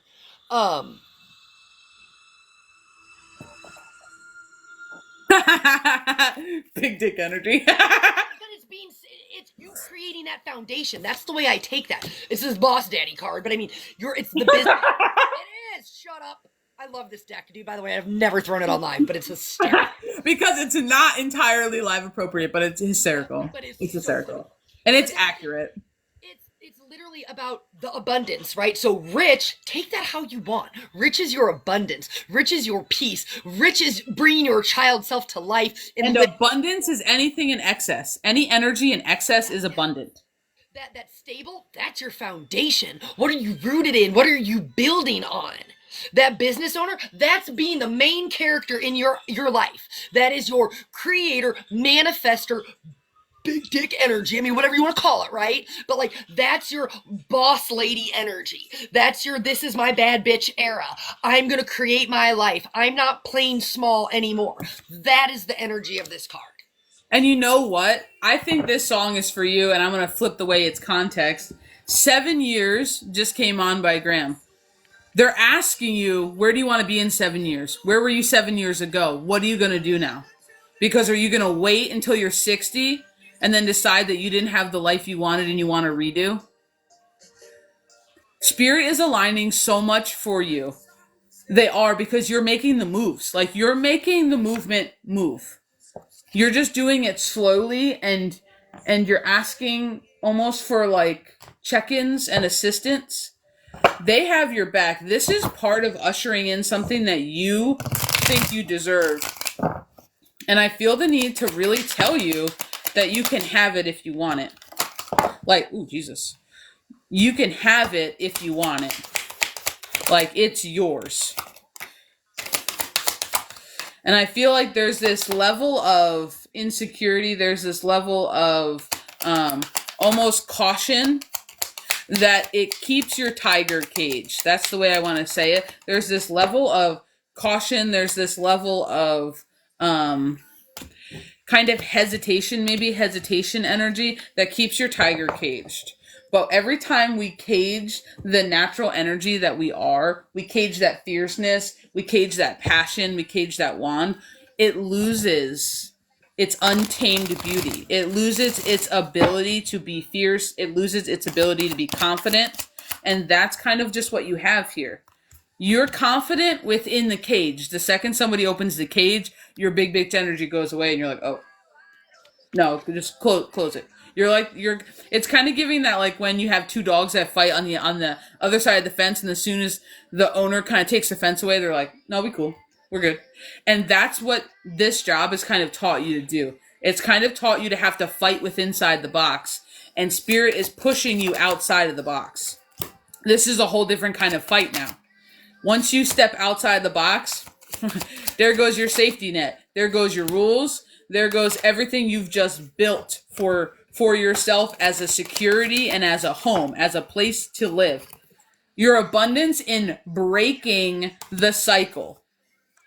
It only comes after the cycle is broken. This is the energy we sit in. This is the energy that I am currently feeling you're sitting in right now. This longing for something else, but forgetting that these wings on your back means that you could fly with those people too. That's why it's in reverse. It's almost this energy of like, man, I wish I was up there with them. And Spirit's like, you can have it. You can have it if you want it. But this is where you uncage your shit. And we've been talking about this for a little while in the collective, I feel like, and especially coming into this new moon. Like, 3 days before, 3 days after the new moon is peak shift time. So you're not too late, because I can already hear this little voice in the back that goes, oh, I'm going to have to wait till next time. No, F that. The new moon just happened. You have 3 days to start shifting that energy, because you realize what you realize now. You have an awareness. So now start putting action to your awareness. Start within your comfort zone, and then slowly start pushing out of it. Like that's what I want to tell you, because there's that was an interesting way that worked. There's some part of it here that still feels like active hesitation. I feel the need to tell you that your team's not going to let you drown, and I need you to start speaking that. Your team's not going to let you drown. They haven't dropped you since. You've been mishandled by others, but never your team. And you got to realize, we got the pentacles out again. You got to realize that you can control your foundations. You can control what you build. This 4 of Wands out here. It's within your control. And it's time for you to celebrate, Chica. It's time for you to celebrate, because you have been doing for others and never doing for yourself. Swap how you look at everything. Swap it. Because this is what they're asking you to do in order to gain that abundance that fills all your cups, that lights your shit on fire, both emotionally, materially, and doing all the things. I got the Princess of Pentacles out here, and I feel like you're on your road to becoming the Queen of Pentacles, and it's happening fast. There you go. We got that swift energy. Now you know what you know. I know you work quickly. Now that you know what you know, I know you work quickly. So I have no doubt that you're going to do this. And I'm going to share with you, like I share with a lot of people, like my mentor at one time shared with me, there's not a single thing that you cannot do. There's not a single thing that you cannot do. So you might as well swing for the fence. You might as well swing like the Great Bambino, because there ain't no reason why you not hitting your mark every single time. There is no reason you're not hitting your mark. Aries season is coming up. Keys, is Aries season coming up? Oh, well, you better get in on this energy, Miss LeighAnn. Miss LeighAnn, you better jump on in this energy, girl. Already know it's about to be Aries season. Well, I figure with your ass, but I didn't know collectively. I knew it was your own individual season. I didn't know it was like the season. Like, Miss LeighAnn, I want a full status report. I want, next time I see you, I want to hear in these comments how you start putting. I mean, just to end that, this is the dreams card. This is your choice card. Again, the choice card keeps coming out, but it's the independent wealth card for me. It's the everything that you want while sitting in your creative flow state is just waiting on you to choose, because it's always been here. The energy is available to you at all times. It's just waiting on you to harness it. It's always been available to you. And your child self is itching to come out. Itching. Let it free. Unleash it. Unleash it and balance it with your adult brain, with the knowledge and the information and the experience that you've gained all these years doing what you're doing. That's why we say, take that Hangman card and shift your perspective. Even if you're unfulfilled and stuck and stagnant right now, everything you've gained has led you to this exact moment for an exact reason. And that is why you're here. Make your magic happen. I'm sorry, this guy. I was shuffling my deck says to prep them, and this card was on the top of my SAS deck, and it was just pulling my attention and my awareness, and then the back just so the card says "fuck out of here," and it says, "This is your mantra today. Say it in a New Jersey accent and add some emphasis." If bullshit shows up, get the fuck out of here, and then send it on its way. This should probably be a silent mantra at work, though, and school, because maybe anywhere in public, because it's still highly fucking effective, even when you say it to yourself or in your sleep. Yes. I like it. My kiddo inside came out of a hollow tree today. Oh, that's good, dude. We need to be letting our inner kid out. Miss LeighAnn, I hope that this helps you with a little bit of direction. I hope that that gave you a little bit of oomph to get on your high horse and go. Because, Michael, thank you. 100%. You are right, sir. It is wartime. Indigenous witch, it's time to plant seeds. Yes. Ain't a better time right now to plant. Right now. Yep. Back. There you go. If you wanna...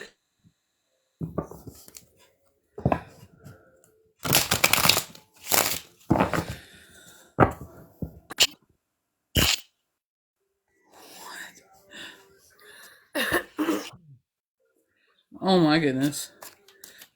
Well, you literally planted seeds today, LOL. Well, good for you, Shruti. I've been thinking about I was just talking to Keys about this today. Like I was thinking about starting my like nursery seeds or whatever, but kind of starting them pretty heavy inside with like some glow lights, and then kind of like getting them really established before planting them in the garden this year. I've tried from seeds before, but I have hard water, but I would have to not use hard water. So get that green thumb a going. So welcome in, guys. Welcome in. If you guys have a collective question or you want to chit chat about it, like, hold on, I'm sorry. Do you do timelines with readings? I'm curious on two separate timelines for a work situation. I'm confused with the question. Are you asking timeline like what's coming into you, kind of a timeline, or are you asking us to place your end result on like a dated timeline, like 4 months, 6 months, 8 months? Because if you're talking about like a dated timeline, I don't do that only because I believe that everything shifts so much. I think it's bullshit. To be completely honest. Create our own timeline. If like anybody like were to say that, oh, you have something coming in 4 months, because if you resonate with it, you're going to manifest it and you make that possible, not us. And if you don't, and it might mislead you, and then in 4 months when it doesn't happen, you then project negatively on a timeline that may have been heading to you but got slowed down. So I don't do like the it's arriving in X amount of date, because that also places an expectation on the energy that it didn't agree to, and we shouldn't be holding expectations. But an end result as in a dated timeline, yeah. So I don't do the dated timeline. I can tell you what's coming, and you know, that kind of stuff. But I always tell people anything that's not placed in the present moment has the ability to shift and change with every and any decision you make. And that's the reason why I don't necessarily find it helpful. Now, sometimes spirit will insert like a warning or a heads up to prepare you. And when they do that, I see it more as like they're seeing it as an inevitable. But what might happen is the level that it reaches you. Like it might be a level 10 now, but if you go with what you're doing, it might end up hitting you at a level 4, and it might not be that big of a deal. But unless spirit initiates the timeline, I usually don't go there. But that's just like a me thing, because I think that kind of keeps people more stuck than helps. Because then that's all you're focusing on, and you're avoiding everything else, and it's not that great. But we can do like a what's in your greatest highest good if you're looking for something in the workspace, like what's coming in. You know, is something going to fizzle out? Is this going to merge together with this? You know, we can do stuff like that. But as far as being like in March, no, we don't do that. And I I'm a honestly, firm believer in every choice we make has the potential to shift a timeline, right? Because that's what a timeline is. Once you open up your mind, right, your consciousness to limitless possibilities, that is essentially creating more timelines. It's not one timeline or the other. It's infinite possibilities. So if you're boxing yourself into this way or this way, you're actually limiting yourself and the things that you can attract or that can resonate, law of resonance, into your field, right? Because the universe gives you what you are, not what you want. And that's something people don't quite understand. You can't manifest from a space of fear and this and anger and think that those things that you're trying to attract are going to come to you, because the universe then gives you the actual resonance that resonates with the frequency in which you sit. So don't box yourself into like this way or this way. Allow all possibilities to open up for you. so first of all, this is the best thing I've ever heard, Indigenous Witch. I have a coworker telling me she's starting a business designing vintage clothing, and she's calling it the Quirky Crow. I'm sorry, I like as soon as I that love that. I launches, just made that face because like the crow. it's like yeah, and she's You like, and can't get away everything from it. that just happened today is reminding me of that. I just want to let you know that I am gonna need that website link whenever she launches it, because now I'm just super intrigued at what kind of vintage clothes she has and what that is gonna look like, because I don't know, that just sounds intriguing. Like I want to yeah. Rooted is like, I need to be there. Yeah, we need to road trip. There's just something about that I'm so interested and intrigued. So whenever she decides to pull the plug on that venture, I'm gonna need to circle back with the handle. She goes, "I got you." I'm also very excited. Well, as long as we're all excited.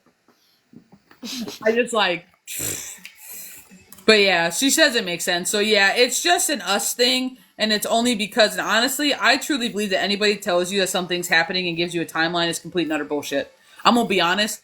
I believe that because we can't say that we're jumping timelines, we're merging, we're doing all this stuff, and then somebody can pinpoint it. Even some of the best premonition artists and people who are so developed, their timeline is usually shifted or wrong or moves around. So it's like, I just something about dating it. I think you can have it be a thing and tell you it's coming, but sometimes putting a precise date on it. And don't get me wrong, like we do it, but then I always have to question like in our private space, me and Keys will be like, in 4 months we just feel like something's shifting, or I'm not sure what this date is, but we're gonna find out what happens on this date. Like, you know what I mean? And we'll do that in our private space, but we don't like to sell delusion. And sometimes I feel like, sometimes when we There's give such so a much hard, more that goes into that. Like, yeah, like it just, it's well, the I feel like we signs, give a it's the hard, synchronicities, it's understanding numbers, it's tying it back into astrology and how that affects everything. It's not just one thing. And just like you said, like if we're always talking about the collective shifting and awareness and consciousness growing, you're literally going against exactly that entire narrative or concept if you're like, well, it can only go one of two ways.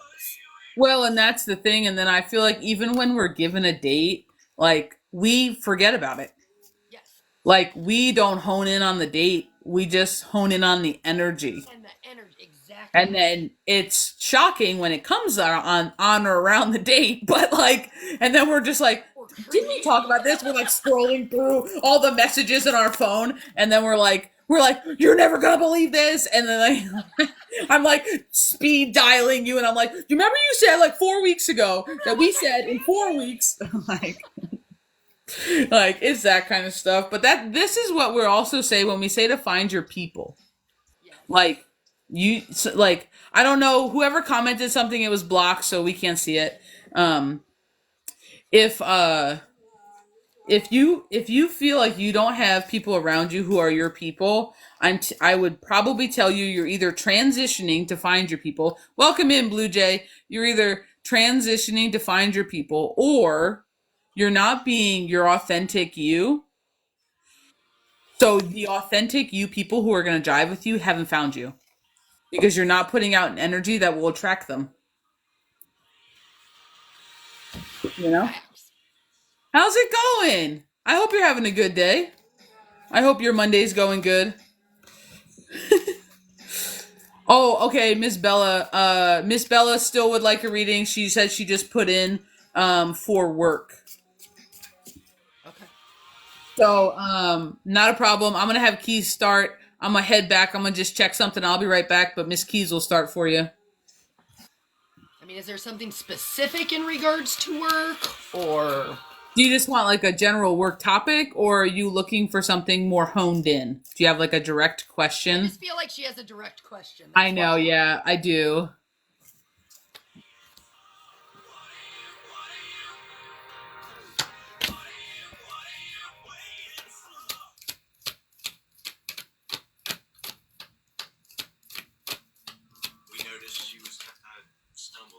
Work situation drama. Looking for resolution. Will it be in my favor? I'm gonna tell you right now, the first card, and this is my deck. You're walking into the lion's den expecting different results.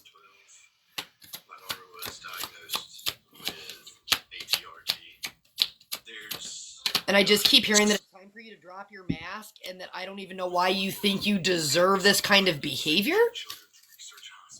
Hold on, I want to get a different deck out.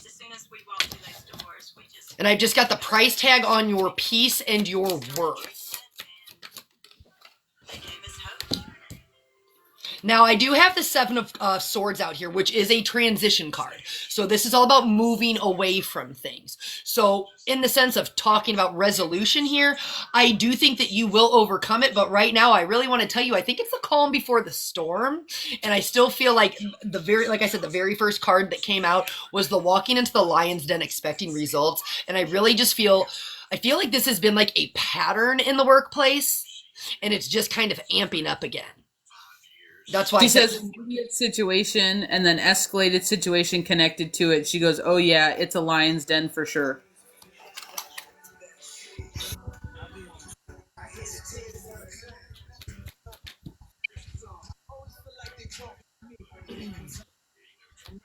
we've got the moon card out here. We've got the high priestess card out here. With this moon card, to me, this is for like you're standing in this place where I just want to say you see through the bullshit and you see through the illusions, and you're sitting here as this high priestess energy. You're trying to come in as this ground, and I want to say this grounded, like emotionally stable person in your work environment. However, because you see through the illusion, you see through the fuck shit, the I just want to call it like childish behavior is really what I want to call it, is this childish behavior. Like you become that's what I said, walking the lines thing. You become the unintended like recipient of this. And the thing is, you don't deserve this. You're coming to work. This is like I said, work is your space, where people really have to start asking themselves, what price tag are you putting on your piece? And that's really what I feel compelled to tell you about this situation is it's a pattern of behavior. You've been here before. Like we jokingly say like, oh, we're not in Kansas anymore. No, I definitely feel like you're in Kansas right now. This is absolutely familiar to you. And it's like, do we really want to do this again? Like how much more are you can either remove yourself completely and say, you know what, just sit where you lie. I'm going to give you no attention. Are you laughing at me? It was just the delivery on that. We're not in Kansas anymore, but no, you're in Kansas. Well, no, but you know what I'm saying? Like, when you're like, we're not in Kansas anymore, like, something is definitely different. But I don't get that sense here. I get it's like, you want to know if it's finally going to end. And that's why I keep wanting to say, no, like, you're on the devil's playground there, and they're going to keep playing their devil games.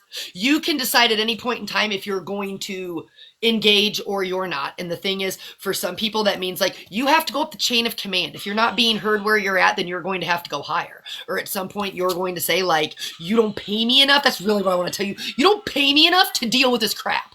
Like, that's how I feel your energy is. I don't get paid enough to deal with this crap. Feels like my old job. She says, "Oh my God, it's been the calm. I can't even. It's painful since September." And then she goes, "Yes, there are two people who are making it so painful. Yes, I've been here with one of them before. I don't want to let her win, though."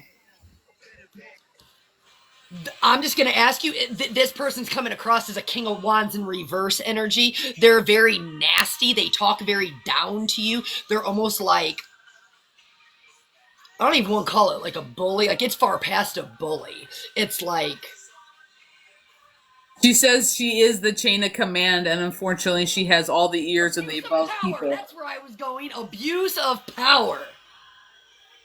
You're gonna have to go up the chain of command, though.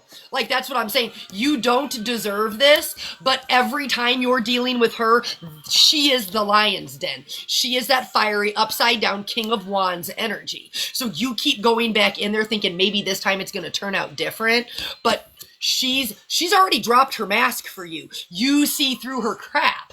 That goes back to the moon card. She's dropped the mask. She doesn't even care. She's abuse of power, right? She keeps you stuck in the cycle. So that's the thing. You're going to have to find a different approach. I mean, you know this. Like, you know this in your soul. You said you've been dealing with this before. So you can keep banging your head on that door and that path, or you're going to have to get other people involved. We have the teamwork card out here. I want to say teamwork makes the dream work, right? So, like, you are going to have a support system in place in order to navigate this situation, or you're going to find yourself right back in the same stagnant position where you're sitting here with this, I just want to call him an asshole of a boss. Asshole of a superior. And that's the thing. There's people out there that, you know what, like, that's what they get their kicks off of. That doesn't mean you deserve that, nor that you have to tolerate that.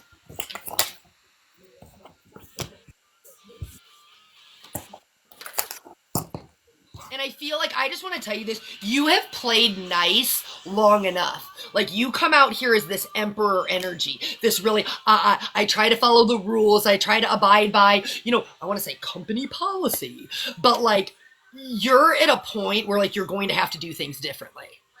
And I don't want to say, you know, you need to go like, do something that will get you in trouble, but playing by the rules isn't working this time.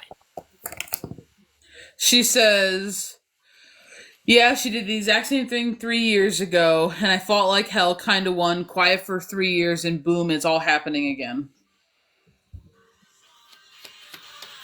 I just really want to tell you, like, you're going to have to speak your piece this time, but you're going to have to speak your piece to not her. She can't hear you. She doesn't want to hear you. And if you want resolution, it's going to have to come from outside of this little inner circle. Because the thing is, I feel like, and I'm going to say this, I feel like you, don't shoot the messenger, I'm going to apologize after I say this. I feel like you may have backed down in the past, and so she expects you to back down again, but she'll push the boundary. So you're going to have to, like, you're going to have to draw your line in the sand. You're going to have to put your money where your mouth is this time.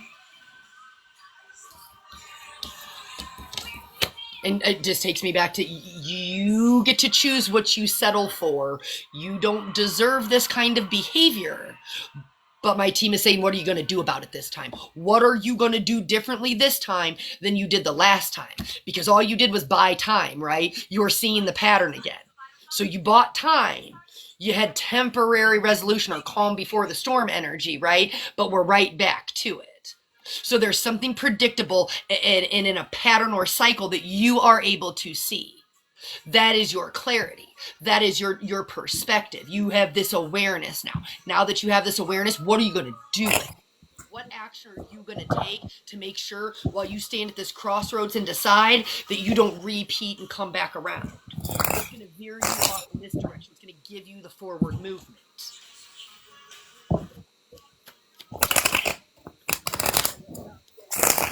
My team is adamant that you stop playing nice. I'm gonna be honest, I'm kind of hearing that a little different. I don't hear it to stop playing nice, I hear it to stop playing the game.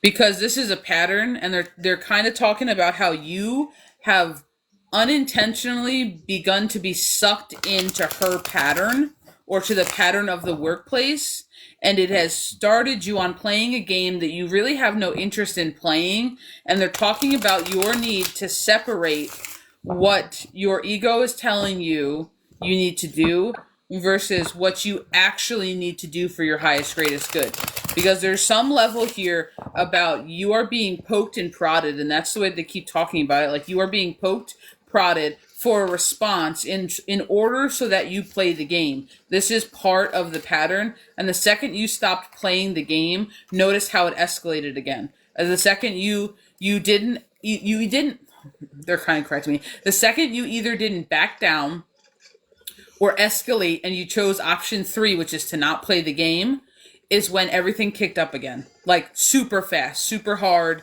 like to level 12. And it's also giving me a feeling as though a couple different things are happening here. One, it makes me feel as though you're manifesting a negative outcome based on past patterns, as we have this hangman out here on the bottom of the deck. And they're talking about your need to shift your perspective. You know who she is. Don't give her more power than you need to. There's something here about you kind of almost like building or projecting an end result that has you out as almost in defeat or as the loser of the situation because in the past you may have lost. And it's almost this kind of an idea. So they're kind of talking about how you're lending your energy to the pattern or to the cycle that you continuously lose, that you're the loser of the game, that nobody kind of steps in and rectifies the situation, that she controls more than she actually does. So you're not only giving her power over your energy, but you're allowing your energy to manifest something that's not in your greatest, highest good. So they're addressing that here. They're addressing your need to change your perspective and to shift how you see the outcome happening, which will cut off your energetic supply from manifesting a negative outcome against yourself. So there's a little bit of like a self-harm to yourself that you don't realize energetically is a problem or a point here. And I keep hearing the never gonna change kind of a thing keep happening over and over again, but I'm almost not getting her face. I'm seeing more of a masculine dragon in a weird way, like a very fiery but like manipulative fiery kind of an energy. And I kind of get the feeling like she's more destructive with her fire than she is a builder or a creator with her fire. So her fire doesn't bring warmth, it brings destruction. And there's some part of whoever you believe she has the ear of, I don't know if it is a masculine, but it's coming off as masculine energy. I'm going to be honest. It's coming off as masculine energy, and it's coming up as a very kind of superior, structured-y kind of hoo-ha of a person. And shark bait, ooh-ah. And it's just making me feel as though there's something going on here that it's like this person is aware of who she is. That's the way that I want to say this. This person is not unaware of who she is. This person is aware of who she is and almost okay with it because it meets the bottom line. It gets done a different purpose for either the business or the company, so they're okay with it. And I feel as though they're reminding you that if this is the case, then that's all you need to know. And it's what can you live with? Because it's one thing if you're trying to reveal the wolf in sheep's clothing to somebody who thought that person was a sheep and part of the flock. And then there's a whole nother situation when you're trying to reveal the wolf and the frickin' farmer realizes it's a wolf and doesn't care. There's a difference, and it's almost like somebody is okay with this person's crazy, with this person's behavior, and with how things go, because the ends, like the... Ends justify the means. Thank you. The ends justify the means is kind of a little bit of like this weird energy that I'm almost picking up here. And this is where you get caught between a rock and a hard place, and this is how you don't almost know how to defend yourself, is the way that I want to say it. This is how you don't know how to defend yourself, because your energy realizes, and I don't know if your brain does yet, but your energy realizes that ain't nobody dumb, stupid, or blind, and they all see her crazy, because there ain't no reason. Like, this is the energy where everyone's just like, really? We're going to watch that happen and nobody's saying anything. Nobody. And it's just one of these things that your energy's like, uh-huh. So you're basically sitting in a workplace that they're okay with that behavior. They're okay with the way that you're treated. And they're okay if she continuously pushes everybody's buttons, because what they're achieving, it's fine for them. It's checking all their boxes. So this is where Spirit's turning it back on you. And they're going, so what are you going to do? This is how are you going to break the cycle? This is the how are you going to break free from what you have caught yourself in. There's some part of this that how are you going to break free from it? There's just this part of this that even if it simmers down, it's not gone away. Nothing has stopped it, and it's coming back again. That's the way that it feels like. It's coming back again, and they're kind of asking you, what are you willing to do? What are you willing to lose? What are you willing to, you know what I mean? Like, what changes are you willing to make? Because at a certain point in time, it makes me feel as though you're accepting less than you are worth, Fact. whether it be monetarily or just environment wise. You are placing yourself in chaos and wondering why chaos finds you. And this is kind of that energy. And I'm going to tell you, you're only going to continue to grow despite the energy you're surrounded with. And watch how you don't fit even more. That's the way I want to say it. Watch how you don't fit even more, because you're still, your power, your essence, your energy is still raising. Like, it's just one of these things. And it makes me feel as though it's going to continue to get more and more uncomfortable. And I'm not quite sure yet. Miss Keys, I don't know if you're feeling what the precipice point is. Weren't we just talking about your growth? Yep. Weren't we just talking? I don't know right now because I haven't asked yet what the precipice point is. But don't kid yourself. Like, this is what I want to say. Like, with this wisdom card out here and this owl, don't kid yourself. You see the cycle. It's somewhere up here. You see the cycle. The moons are all there. You see it for what it is. You're smart. You see it in multiple areas. It's almost like this fear is what's holding you back. It's the fear of making too many waves and kind of rocking a boat, you know, rock the boat, don't tip the boat over kind of thing. And it's making me feel like you're almost becoming accustomed to the lack of peace. You're almost becoming accustomed to the energy, and because it's predictable for you, it's a pain in the ass to deal with, and you don't mind, you know, complaining about it. And I don't mean that in a bad way, but it's your way of kind of releasing stress and pressure by talking about it. But Spirit's asking you, what are you going to do with it? Like, what are you going to do with it? Because if you're just continuously pressing the, you know, release valve on your pressure energy, you're actually not moving anywhere. This is why the cycle is the same. In 3 years, the cycle hasn't changed. The people haven't changed. And I bet you if you go away for vacation and you come back 1 week later, nothing's changed. Nothing's changed but you. You're the one growing. You're the one learning your power. You're the one pushing forward. You're the one sitting in a new perspective on everything. Life, love, your job. It doesn't matter. You're the one who's gaining the confidence you need and balance all at the same time. They're asking what are you going to do with it. This is why this magician card's out here, right? Like, you have all your tools. What are we doing with your tools? What's kind of pressing through? And I'm going to be real honest. Miss Keys, do you think you might be able to throw at what the precipice is here? Because I was kind of doing that over here. I've got the devil card out as a bridge as your precipice. And that's the thing. Like, right now, I've got the devil card bridging into the two of swords. And then what I did is I kind of did a split path, if you want my honest opinion. So what I did is, you know, you're your own worst enemy in this situation. And when I say this, it's like we said, you already have the awareness. You already know that nothing's going to change. You're not supposed to play the game. You're not supposed to entertain it, right? So you have to bridge through that. When I say this, look, I want you to see this. See how she's down on her knees, blah, blah, blah, but she's not really bound by anything. You're not really stuck. You just have to decide what you can live with. And when I say that, you've got the two of swords out here. This is all about your mental thought construct, right? So you can choose the hard path to break the cycle, right? Which ushers in the death card, the end to it, which then transitions you into your two of pentacles. That's going to bring you your balance here, if that's what you choose to do. Should you not, what came out is the chariot in reverse and the six of swords in reverse. You stay stuck and stagnant. And that's the thing. What is your peace worth? What is your worth? Like, that's the choice.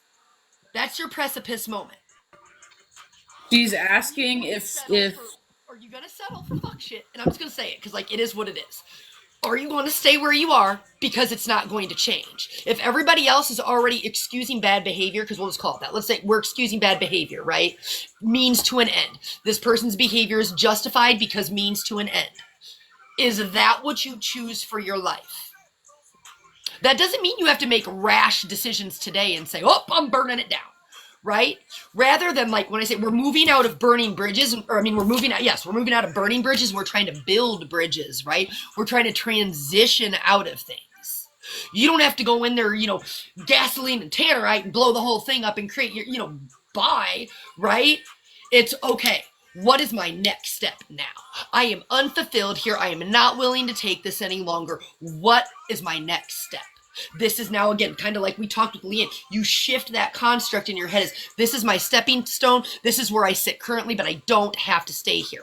Because the thing is, like I said, the devil card, you're not trapped. You just think you are. So, first of all, the redirection is the blessing. And we need to redefine how you play your game. We do, because your question was, am I going to have to leave the job I love? And then your next comment was, I know what you're saying is the absolute truth, but I don't want to let her win and I leave the job. So what's winning? Because her having to watch your glow up somewhere else while she's stuck in her bullshit, to me, that's you winning. Setting yourself free and having all of the abundance and all of the everything, to me, that's you winning. It's the need of do your, what you love and not a toxic environment is you winning. like, sometimes you got to get off the board in order to play the game properly. She wants you to play it so close to the chest, so in the 3D, that you're too close to see the bigger picture. She's keeping you in the tit for tat, in the day to day, and the way you're gonna win the game is to back up and play the game from the ceiling, to play it from the roof, to look at the whole board, not just the one piece she moved and how you're gonna counteract her piece. You want to stand back and look at the whole board. If you have to leave, and that's totally up to you, but if you have to leave your job to find success and win in your life, then you've already won. Because she's still stuck in the same place you left because you felt stuck. Yep. She's still stuck there. She's not winning. Even if she gets a raise, even if she gets a promotion, she ain't winning. She's miserable AF, just like you were when she was on her fuck shit. Yep. It's your perception of her that you think she's winning. She's miserable. Miserable people make other people miserable. It doesn't matter if they have narcissistic tendencies. It doesn't matter if they're manipulative. You don't want to be surrounded by misery. That's the thing. Does that mean that, and this is hard for people, so I'm going to say, sometimes, see, doing what you love in a space that hinders your growth is limiting you. Facts. It's taking away from your fire and the love of what you do because you're going into a fucked up paradigm every day to do it. And the thing is, people are miserable and you're never going to change other people. You're only going to change yourself. So the thing is, you don't have to play small and by someone else's confines and rules and the things that they excuse. You get to say, I'm going to do what I love and I'm going to do it somewhere where I'm valued and appreciated. And that is a win. Because right now you're playing the games by her rules. Because you're only reacting off of her movement. You're not strategizing on how best to play the game in the board that's present. That's the difference. She moves her chess piece and you're like, okay. And she's like, well, what are you going to do to counteract my chess piece? And you're like, oh God. And then you're focusing on what is she doing? And that's the tit for tat game. When in reality, you need to look at the whole board and go, how am I going to strategize a win? Sometimes you have to sacrifice or lose a pawn to win the match. And that's what they're asking you to do, is to take that step back and look at the whole picture. What can you put up with? What are you not willing to put up with? What's going to create a win for you? Take her out of the picture. What does winning for you look like? Like, is it success? Is it monetary? Is it fulfillment emotionally, mentally? Is it less stress? Is it less chaos? Great. Figure out what your win is, and then what do we have to do to get you that win? You got to almost play the game backwards in order to win. And I'm going to be honest, nobody gives up what she thinks about you or if she won or not. That's that part of the ego that you have to kind of simmer down. That's your shadow. who wants to play the tit for tat game, but you want to know That's what's your pride. funny? That is Yeah, your it's like pride. you want to know what's funny, and nobody admits this, but it's funny to your shadow when you irritate them for breathing and they're not on your mind one bit. Nope. But then you see them somewhere with their reactive BS and you know that's aimed at you and you're just like, keep trying because you can't touch me. Like it's one of those things and your shadow, that ego part will be fed another way. Yes. But you'll be fed in the winning circle. But nobody talks like that because it doesn't sound that good. But that's the truth. You're allowed to play with your shadow, but you play with it too much and it keeps you stuck. You know what I mean? And it's just one of those things. You don't have to define your life off of her limits. And that's what you're doing right now. You're defining your path, your life, your success off of her lack of happiness and her chaos energy. And that's where your entrapment comes from. That's where you feel bound up and nuh-uh. Yeah. You're the only one who's going to break that. Nobody else. So if you feel as though to get your life the way that you want it, if you have to shift your job, please realize that if you make that decision, my back's getting cold. The blessing is the redirection. The redirection stages are not going to be easy. They're going to be difficult should you choose to do that, and you don't have to make a decision today or even in the next couple days. Like, take your time, but it's one of those things like, should you ever choose to do that, please know that that is a redirection, is a blessing. That's something that doesn't appear to be in your greatest, highest good, and then all of a sudden, shit just starts taking off for you, and you don't realize how much it was holding you back. You know? And it's one of those things, and I can understand this from a personal aspect as well as like let me cut my channel for a second. Like I can understand this from a personal aspect because I was in a job like that. And I had to go back there the other day to like drop something off to somebody I know who still works there. It was the same shit, different day. I've been gone for months. It is the same shit, different day. The same attitudes, the same thickness, the same tit for tats, the same people with the same problems with each other. And I walked out. I called Keys. I'm like, I'm so thankful that I'm not there no more. But sometimes you don't get that perspective until you separate. Right now, you can't delineate your energy from your work energy, from her energy, from the BS. Give it time. Should you make a decision? Once you mentally make a decision, regardless of the decision, watch how the energy around you changes. Exactly. LOL, yeah, she's never going to change. Thank you for the reading. It's on point end. She's still typing. She just ran out of words. Always run out of words in the chat. I hate that. I hate the character limit. Yeah, and it enforces what my gut's been telling me. Yeah. Yeah. But then I'm glad. Give Yeah. yourself a little more credit. Like, seriously, listen to your gut. Because when I say this, love that you let us do this. Trust yourself. Yeah, we can be confirmations for you, but see, the thing is, that's what you need to listen to. Your gut, your energy, your soul is telling you this doesn't align with you. So when you're like, thank you, you guys gave me confirmation.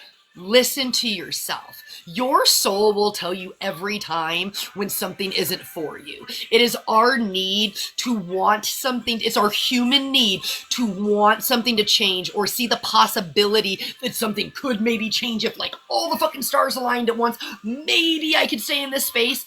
But your soul is already telling you, your gut, your knowing, your intuition, it is already guiding you in a different direction. It's just hard. I just felt like because you were talking about confirmation, one, I agree with everything Keys just said. I love being people's confirmation because it gives them the confidence and the breadcrumbs to realize what their gut is telling them and then to follow it later on. So I truly love being confirmation. But I just flat out asked the question because I feel like I can feel the way your energy's leaning. It's still a little bit questioning it. I feel like I can feel like you're like, thanks, my gut told me that. But then in the back somewhere, there's still this little bit of that's like, okay, but are we really going to do this? Are we really going to, do I really have to? So I just asked, is leaving the chaotic, toxic situation in your greatest, highest good? Every single card is a yes card out on the table. And I not only have as a bridge, your making decisions and investment card out here, which is currently where you're at, it's not only good things to come, the fruit of your like Yes. for tuition and what all your hard work has developed and brought you. It's also your abundance card. It's having you as being practical and grounded. I have the Queen of Pentacles here paired with my High Priestess, talking about, we were just talking about you trusting your intuition and your knowledge and your guttural wisdoms, the bridging of the two. And you have the Queen of Pentacles literally putting you down here as the mature, structured business woman that you are, who knows when shit's bullshit. We have the Abuse of Power card out here, flipped over right after you're moving on, and your Devil, which to me tells me that you would be moving away, just further verifying you're moving away from this fiery, abusive energy. And it has you out here in celebration with my Three of Cups and a renewal of self with my Judgment. This is your decisions that in hindsight you might have a feeling that you should have wished you did before.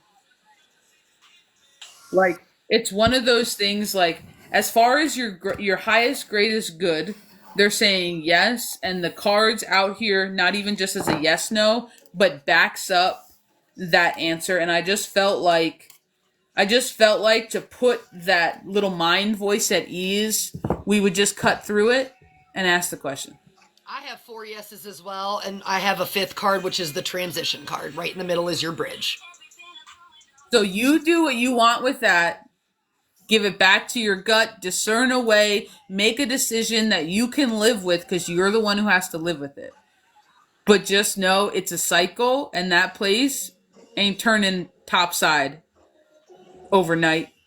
And it's, are you going to want to be drugged through the mud and be brought down with it, energetically for you?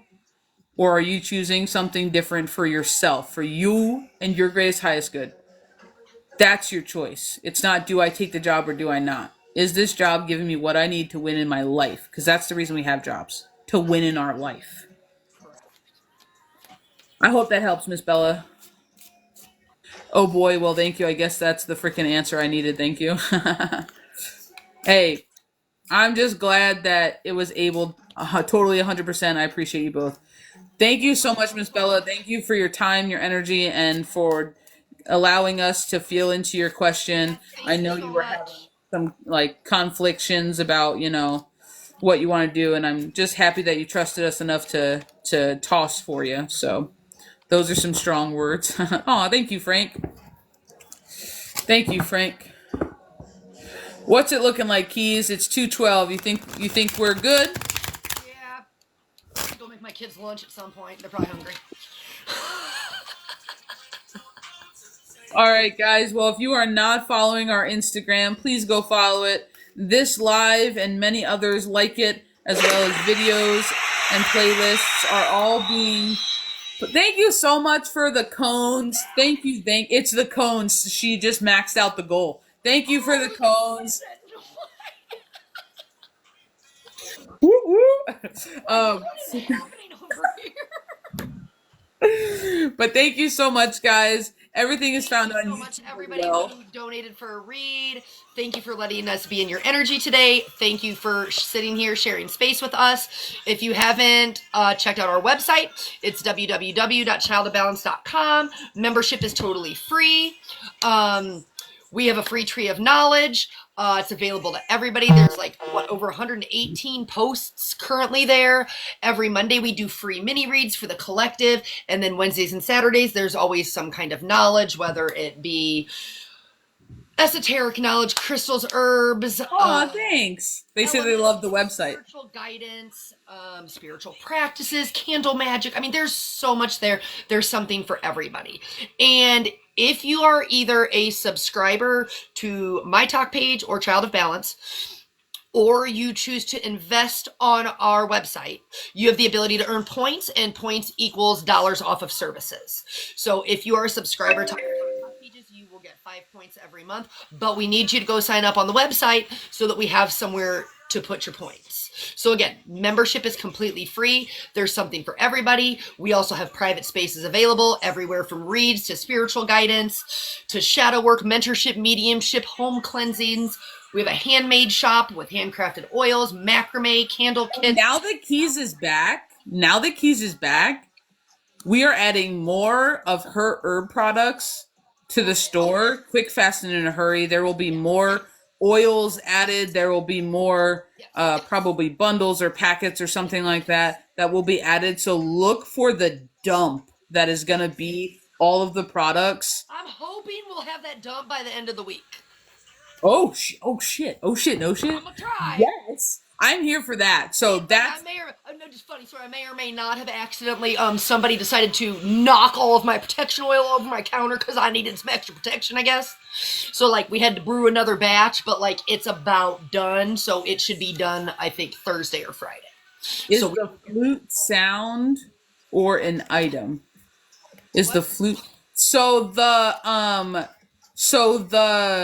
meditation sound, it's an audio clip. It's a 30-minute audio clip that I produced. It's a sound frequency file. So like ChildOfBalance did that. She handcrafted that. That is with my flute.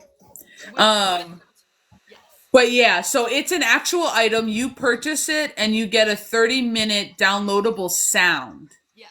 So it's a 30-minute sound, and if you put your loop feature on like your phone or your computer or whatever, it will loop like almost as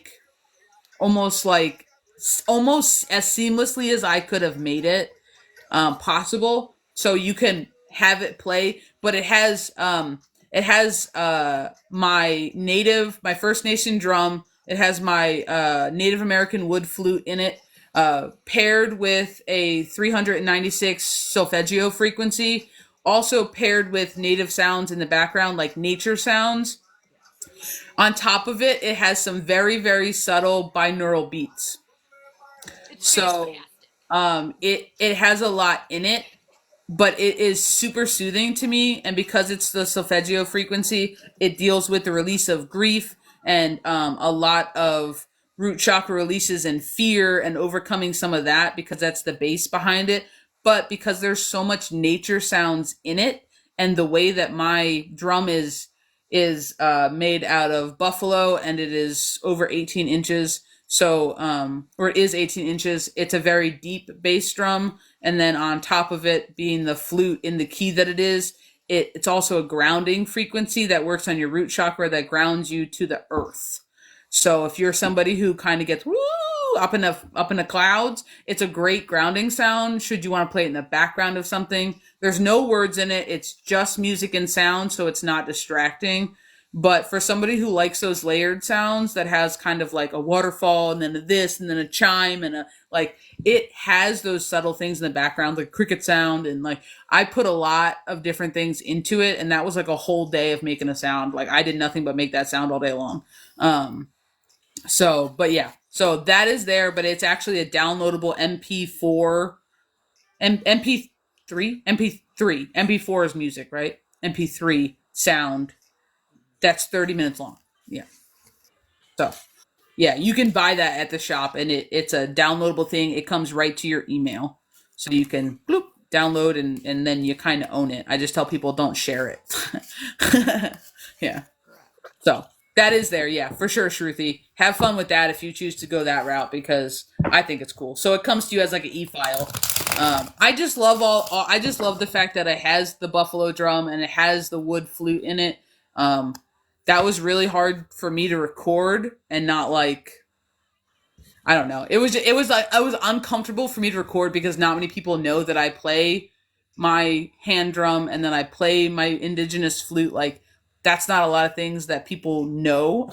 So I kind of really had to I was talking to Keys and I'm like, I don't want to cross any lines, but and she's like, shut the f up, go do it. And I was like, GL, GL, before we pop off here, I just gotta tell you, thank you for following us on Insta, and your bio, I literally died. Awesome.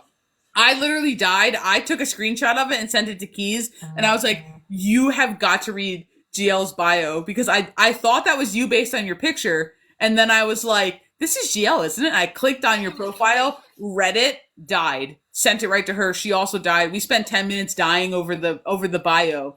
So just let you know, like, way to go, if you made Chica. anybody laugh or smile, absolutely. Like, way to We go. appreciate you so much. That's fantastic. Yeah, so we're going to be putting more herbs and oils up there. So just be checking out the website, guys. We're going to be unleashing some crazy stuff. I learned the flute and recorder, but I would have no clue where it's gone. The wood flute for me is different because you really have to have breath control. Like, it's not even the fact that it's 6 holes and I got to use all my hands, but it's literally the fact that you have to have breath control. It drives me like but welcome in, Miss Tanya. Hey, Radesh. Hey, little ducky.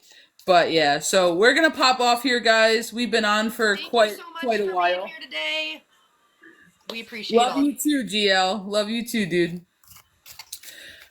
Hello. Hope you had a great day. We had a great day. We're signing off. Thank you so much for being here. We will see you guys. Well, I'll see you guys tonight. Hopefully around 8:30. We'll be doing reads potentially over there. Yes. Thank you for the follow. Thank you. Tomorrow. All right. Have a good day, guys. Bye. Follow us on Insta. Have all the fun.